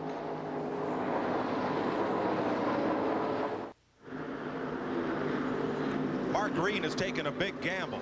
He pitted for fuel only. It took him 8.5 seconds. Had he taken 3 to 4 more seconds, he could have had 2 tires as well, but they must really like the handling on that car. So Green surrenders the lead to Jimmy Spencer, this man who has yet to make his pit stop. Jeff Burton has been in, Dale Jarrett has been in, and Tony Stewart is in the pits right now, receiving service. Final pit stop of the day. Bob Labonte crew dropped the jack on Stewart. Away he goes. Look at that beautiful windshield. You saw the plastic that they peel off of that windshield. It's like on a visor of a helmet. They just pull the plastic off and you have a brand new windshield under there. Our shell in-car camera as Tony Stewart grabs 3rd gear. Working around the track apron to blend in on the backside of the racetrack. Mike Dillon and Dale Earnhardt Jr. with these pit stops. They're now fighting not for 8th, but now for 4th place. With some of the leaders having made stops. Spencer leads, Nemechek, Elliott Sadler, and then this battle now. So how long can Spencer and Nemechek go without stopping?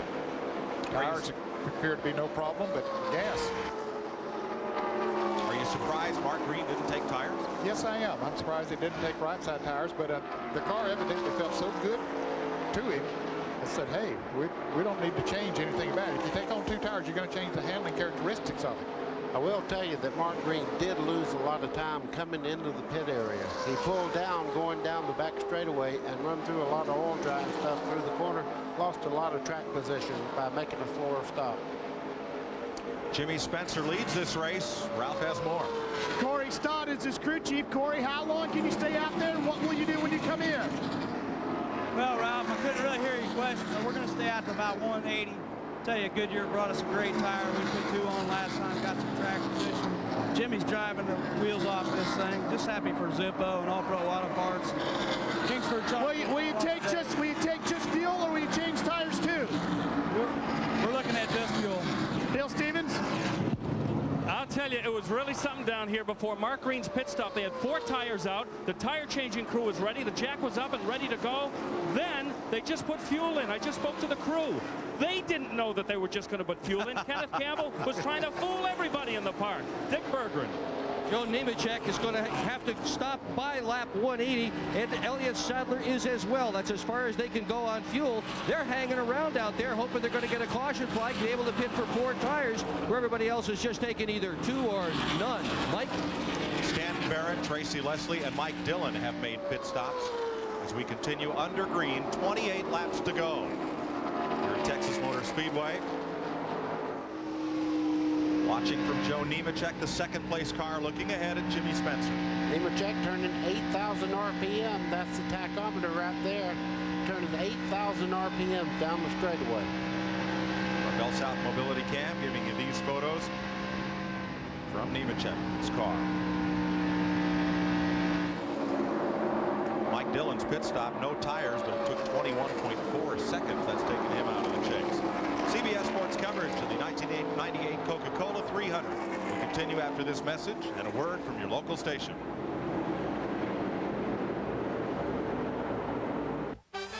In celebration of NASCAR's 50th anniversary, CBS Sports coverage of the Coca-Cola 300 is sponsored by the 6,200 Napa Auto Parts stores nationwide and by Wrangler. We're just outside Fort Worth, Texas. Texas Motor Speedway. Jimmy Spencer, Joe Nemechek. Out in front of Elliott Sadler, Dale Earnhardt Jr. and Jeff Green, the top 5. While we were away, Elton Sawyer made a pit stop. Too fast leaving the pits. He's had a stop-and-go penalty. Michael Waltrip's been in. So has Martin Krogh. Andy Santerre was in 9th place when he pitted, but was too fast entering and got a 10-second penalty while he was in his pit. And Elton Sawyer too fast down pit road again. He'll have to make another stop. Oh, man. That is too bad. Jimmy Spencer, you could see him giving a hand signal down the back straightaway. I would say he's probably heading for the pit road this time. Well, we're approaching that 180 lap mark that they said they were coming in, and there they are. Nemechek comes with him. That'll turn the lead over to Elliott Sadler. Pit road speed 45 miles an hour. Now it looks like they're stopped. Of course, after 190, why not? Here's Ralph. Jimmy Spencer only needs 6 gallons of gas, so Bill Thomas stuffs the gas can in. Kenny Kraus working the catch can. Should take him 4 seconds. They're underway. Dick Berggren. Joe Nemechek gambles, no tires, fuel only, he's out, but Spencer beats him out of pit road. Nemechek trying to accelerate around the track apron. Spencer out there in the loose stuff. Yes, he was. He's not allowed to go across that yellow line until he gets right there towards the back straightaway. So now he's back underway. Elliott Sadler now making a pit stop. He had taken over the lead. And it gives a few leader points to Dale Earnhardt Jr. Jeff Green made his stop at the same time. And here's Sadler. Gas only. The longer you run on that first tank, the less time you need to be stopped, the less gas you need to take on. Sure. So they'll stretch it as far as they can. Now remember, Earnhardt was in the pits at lap 109. So he can go almost race distance. Yeah, he might be able to go all the way. That would be stretching it, but well, Ned, we don't know that we've had a caution since Earnhardt made that stop. We have not. So it will be a long run, but he takes over the lead with Phil Parsons second, Glenn Allen, And how about the man who started last today, Randy LaJoie, with all these pit stops? He's now the 4th place car. There's Dale Sr. with his Winston Cup car owner Richard Childress. Trouble. Spencer's in the wall. Yeah, maybe all that stuff he got on his tires down in turn 1 and 2. Might have cut one. Perhaps. Let's see. No caution. You see Spencer scrubbing against the wall and stopping, so that will bring the caution out. 10 drivers will benefit. There are 10 on the lead lap as Jimmy Spencer's crew, with victory perhaps in sight, will have to pack it up and go home. Dale Earnhardt Jr., Phil Parsons, Glenn Allen, Randy LaJoie, who I think found that lucky charm he was seeking at the top of the day, Kyle Petty, Joe Nemechek, Mark Crow, Elliott Sadler, and Mark Green. Those cars have not pitted in this sequence and may be the only cars on the lead lap. What happened to Jimmy Spencer? Down into one, the right front goes flat. You can see very hard into the outside wall. It never turned, Ned. No, it didn't. So apparently he cut the tire for one reason or another. Let's go to the pits and route. Well, Corey Stott, we're saying that it sounds like he might have cut a tire down. Is that what Jimmy said to you? Well, he's trying to get his breath right now. We're not sure. He's not sure what happened over there. Just definitely the right front went down, and we'll have to see what happened. A hard hit for Jimmy Spencer. Now checking, it seems that Mark Green was just a car length shy of staying on the lead lap. There's his green and blue machine behind Dale Earnhardt Jr. So 9, make that 8 cars on the lead lap as we get set for a shootout. And Earnhardt Jr. will pit. With only 8 or 9 cars on the lead lap, this might be a high percentage move. Jim Berggren. And the strategy is going to be different than anything you have seen so far. Earnhardt is going to pit. He is going to take 4 tires, and guess who called the strategy? Dad from on top of the hauler. What do you think, Ned? Well, he can afford to take tires now under a caution flag. The others were pitting under green, and this is a good move, in my opinion, to take on 4 tires once he is in the pits. And apparently they didn't feel they had enough gas to go the rest of the way, so why not get the tires while you're here to get the gas? Also pitting Phil Parsons, Randy LaJoie, and Elliott Sadler. I'm sure they'll take on tires. Earnhardt has his now, and it's gone. Now if you're Glenn Allen, Kyle Petty, and Joe Nemechek, do you come in on this second lap of caution and take on 4 yourself so you're the equal of Earnhardt, or do you play track position? That's a good point. I don't know. That's why they pay those guys down there the big money. I'm glad we don't have to decide. Jimmy Spencer is out of his car. He's okay after that hard hit with the turn 2 retaining wall. Has a look back inside and correct the hookup operation, looking to see what might have broken up there in the right front. Here's Bill Stevens. Boy, not a lot of tires going on these cars here in these final pit stops. Randy LaJoie just came in, just took out a round of wedge, no tires. Put some fuel in the car. The car still is not right, but take a look at the scoreboard. He has really made up a lot of distance this afternoon. Last week, a fan gave Elliott Sadler a silver dollar, and he hung on to it for luck and won at Bristol. After qualifying here yesterday, he said he was rubbing on that silver dollar and almost rubbed Eisenhower's face right off it, hoping his pole speed would stand up, and it did. So this morning, Randy LaJoie said he was going to go over to Elliott and see if he had any lucky charms left over. Must have found one, because right up there on the leaderboard is LaJoie, currently 7th. Dick Berggren. I'm with Tony Uri. Tony, how big a gamble is that? 15 laps, 14 laps now with a lot of cars to pass. Well, there's only 8 cars, I think, on the lead lap. We didn't know whether we could make it on fuel or not. Looked like we was going to be like 2 laps short or so. I figured the rest of them was going to try to make it. We might as well have 4 brand new Goodyears on there to beat them with. How hard's he going to run these last few laps? You ain't seen hard yet. Tony Uri. Dale Earnhardt Sr. won his first Busch race, first Cup race in his 16th start. Here's son trying to win his.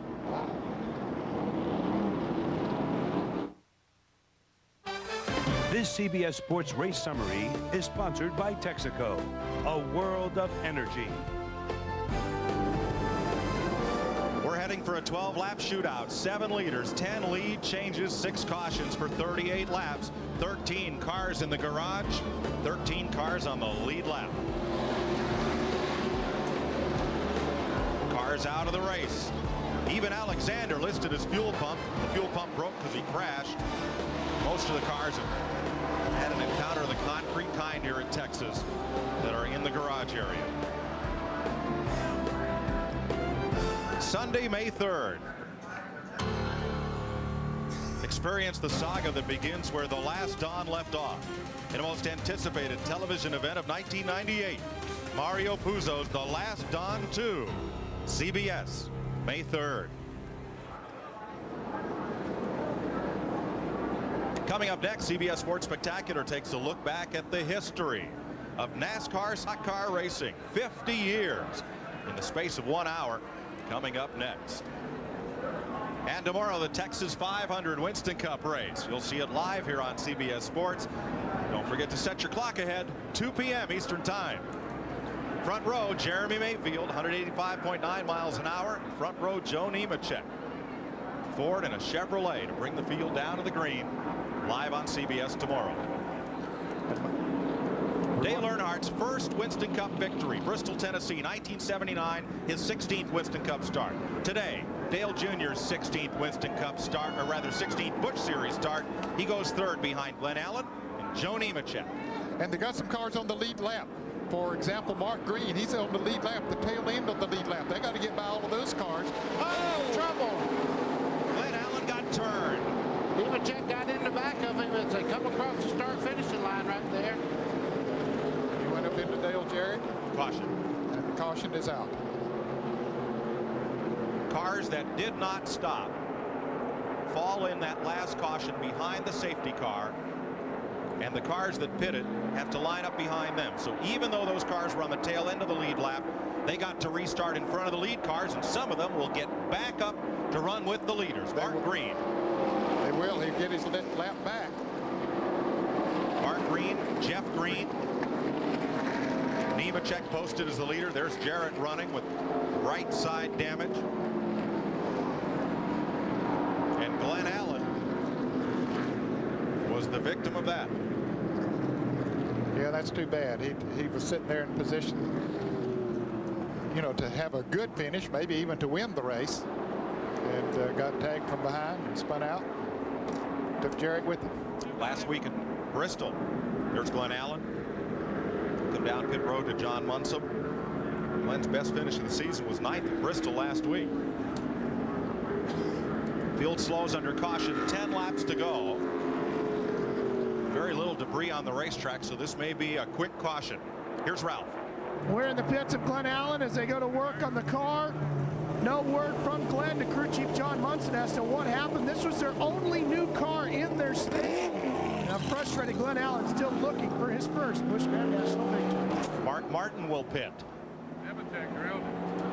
He was very close to that situation. Let's look at it again. Joe Nemechek right there makes contact into Allen's car, turns him down. You see Dale Jarrett getting collected there, trying to avoid the wreck on the inside.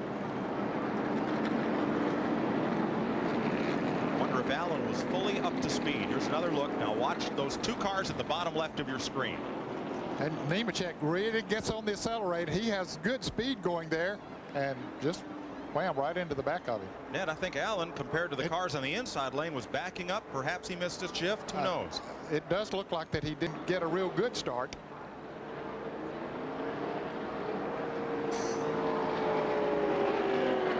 Dale Jarrett tried to take evasive action there in the 32. Just couldn't get far enough away from Allen. Glenn Allen's best career finish was 4th at Homestead last November. Thought he could improve on that today. They're going to get this restarted. It's going to be a shootout with Nemechek leading Earnhardt Jr. and Phil Parsons. It'll be 7 laps to go. In 1 lap, they'll go green. Joe Nemechek remembers well his first Busch Series victory. He beat Dale Earnhardt Sr. to get it at New Hampshire. Today, he's trying to hold off, and Earnhardt looking for his first win. Here's what Joe Nemechek saw.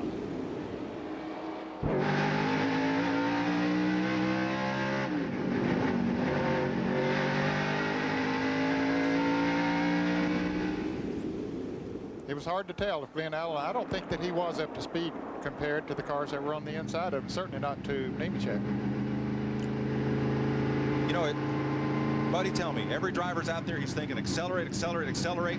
Nemechek grabs that third gear. He's hard on the gas pedal. The car in front of him moves right up. Well, you can make the carburetor load up a little bit. It's not clean when you first jump back in the throttle, and just a little hesitation. Everybody else accelerating. I know Nemechek did not mean to do it.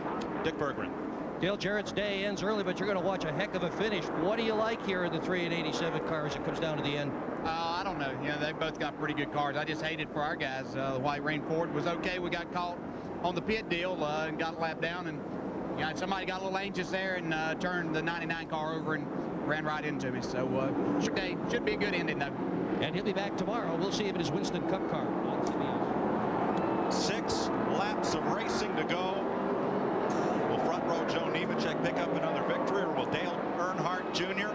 pick up his first? We're back under green. And single file racing, last 10 laps. Only the lead lap cars are up front in single file.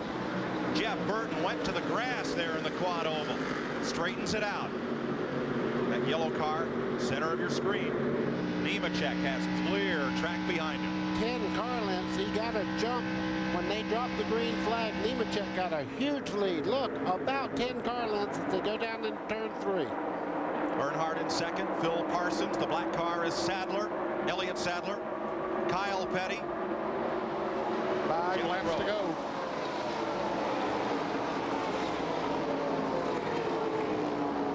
Earnhardt is closing.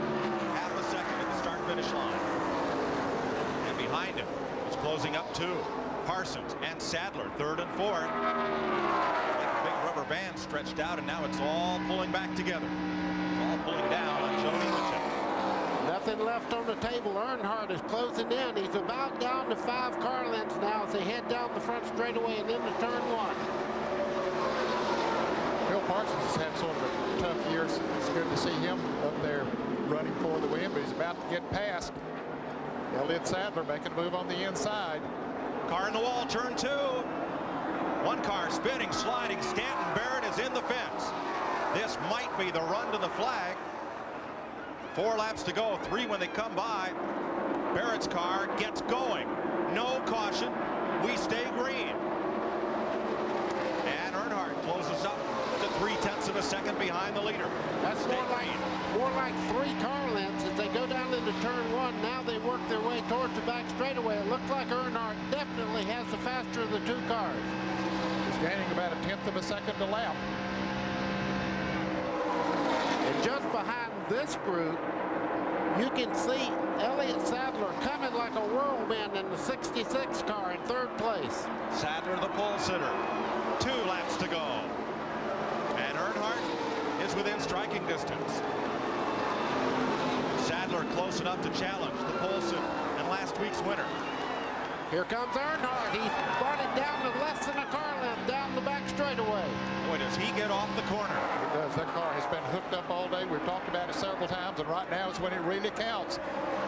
We'll get the white flag this time. And he's got to run. Oh, he's got him loose coming down. He makes the move on the inside, Mike. 3 wide in the start-finish line past Glenn Allen. Dale Earnhardt Jr. into turn 1 with the lead. Does Nemechek have anything to battle back? What a great drive by Earnhardt to get by Nemechek. Got him loose coming out corner, and here comes Elliott Sadler. This isn't over. Sadler underneath Nemechek takes over 2nd spot. The fastest car in qualifying draws a bead on the new leader. He's gaining, but he doesn't have time, Mike. What a day in history. Dale Earnhardt Jr. will win the Coca-Cola 300. 16th Busch Series start. And here's trouble as we come across the start-finish line. Jeff Green is hitting the wall. And everybody will miss him. Tony Eury and crew will have a lot to be proud of. And they said you hadn't seen hard yet. Well, we know what they meant. Off to victory lane. He doesn't have time for autographs right now. Off to victory lane goes Dale Earnhardt to see his son. Ned, you're a fellow who knows what that feels like. Tell us about it. I tell you, there's no feeling like it in the world, Mike. It's just the greatest. And I know that he's very, very proud of his son.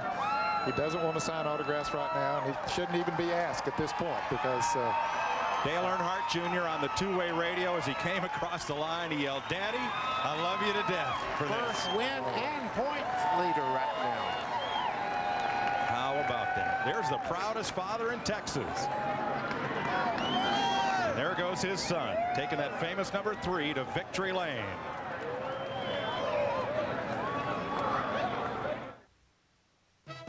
In celebration of NASCAR's 50th anniversary, CBS Sports coverage of the Coca-Cola 300 is sponsored by Coca-Cola. Always for the fans. Always Coca-Cola. The official soft drink of NASCAR. And by Lycos. Search the internet at top speed at lycos.com. Burton Smith's beautiful Texas Motor Speedway gets to christen its second first-time winner. Jeff Burton last year in the Cup race. Number 3, Dale Earnhardt Jr. Well, boy, did he loosen up Joe Nemechek. Great move. He watched Matt Kenseth in Rockingham. Same type of move. Moved Nemechek up, broke his momentum, and passed him on the inside. And only his 16th Busch Series start. Dale Earnhardt Jr. goes to victory lane. There's Elliott Sadler going past Nemechek. That loss of momentum cost him not only the win, but second place as well. Phil Parsons finishes 4th. Jeff Krogh, career high 5th place finish. The man who started last, Randy LaJoie, finishes 6th. Arm out the window, waving toward his dad in the crowd. Dale Earnhardt Jr. is our winner. Ken Squire is with him. There's a new champion in victory lane for NASCAR. Dale, congratulations. What a show. Yeah, it's a good race. You know, I want to, first off, before we get into anything else, I want to wish the Tim Fox family our wishes. You know, we really hate the deal that happened. But it was a good race, and I want to say hey to my mom and all my family back home in Mooresville, my boys in Mooresville, Josh Snyder, and it's a good race. I want to thank AC Delco and Chevrolet and Coca-Cola and Food City, of course, all them people. How about that pit crew? We finally got it right in the pits. How about that coach you had there for that last 50 miles? Man, I tell you what, I wouldn't rather have anybody else on the radio than Dale Earnhardt, but he makes me nervous, I'll tell you what. How nervous did he make you? Well, we had to calm him down a little bit. We was all getting right up. It's just a good old time, I'm telling you. I'm real happy for this Chevrolet here. It's AC Delco Chevrolet. I never thought I'd see Earnhardt Sr. cry. I saw him cry in victory lane at Daytona, and I saw him do it again here today. He is proud of you. Well, he didn't do it in front of me, as usual, but that's the way it goes. You know, I got to thank the crew again, Tony Sr., Tony Jr., they all made the right calls. We didn't touch the car all day. It was just flawless. What about the move on the last lap when you're up on Nemechek? Well, I had a run on him off that corner, and I seen the lap car, and I was just praying that lap car stayed up, and that's what they told him to do in the driver's meeting. And these guys are, you know, all these guys we race against race with respect, and you know, he gained a little more today. I hate he got in front of Joe like that, but I got a run on him, would have got underneath him regardless whether the lap car was there or not. Dale, beautifully executed. Congratulations. Yeah, we're going to get some more. Don't worry about that. All right, here's Mike Joy. Boy, bad news for the rest of the field. There's a new sheriff in town, and it's Dale Earnhardt Jr. The kid straps on his dad's gun, guns him down here in Texas. Elliott Sadler finishes up 2nd. Joe Nemechek 3rd. Phil Parsons 4th. Jeff Krogh a career high. And Randy LaJoie comes from last to 6th. Mark Green, Matt Kenseth, Jeff Green, Jeff Burton, Mike McLaughlin, the point leader, was the point leader. Kyle Petty and Tim Fedowa round out the cars on the lead lap. Then Dillon, Stewart, Barrier, Waltrip, and Leslie. Rookie Andy Santerre, Mark Krogh, Mark Martin, Glenn Allen, Stanton Barrett, Mike Culp, Lance Hooper, Jason Keller, Elliott Sawyer, Buckshot Jones, and then in the garage, Dale Jarrett. Shane Hall was running. Everyone from there on back finished this one out of the race, almost all of them due to crash damage. Bruton Smith's beautiful new speed plan has given us a whale of a race. They put out t-shirts here this week that said, "Shut up and drive." Don't complain about the track, just come here and run it. These fellas did it. Dale Earnhardt takes over the point lead in the Busch Series over Elliott Sadler, Mike McLaughlin, Matt Kenseth, Randy LaJoie, Buckshot Jones. Mark Green, Hermie Sadler, Jeff Burton, all within 200 points of the lead. Elton Sawyer, Jason Keller, Mike Dillon, the rest of your point standing leaders. What a finish, what a winner. Oh, you talk about, they said shut up and drive. Dale Earnhardt Jr. did just that. What a great drive. How can he have that much talent without he really hadn't had a full season in Busch Grand National. Here he is in Winter Circle already. Evidently a natural-born talent that's taking and making the best of it. He did. He drove a great race all day long. Good pit strategy there at the end. Put on those 4 tires. Gave him good traction and right back to the front he went. Buddy, what'd your dad say when you won your first race? Well, we hugged, and I tell you what, I know how Dale Earnhardt Jr. feels. I don't know how Dale himself feels, but I guarantee you he couldn't be prouder if he had won. Ned does, as his son has won many, many times here. Coming up next, CBS Sports Spectacular salute to NASCAR's 50th anniversary, and tomorrow, the Texas 500 NASCAR Winston Cup race. 2 p.m. Eastern time. Set your clocks ahead 1 hour so you don't miss the start. 50 years of NASCAR, 5 decades in 1 hour on CBS Sports Spectacular next.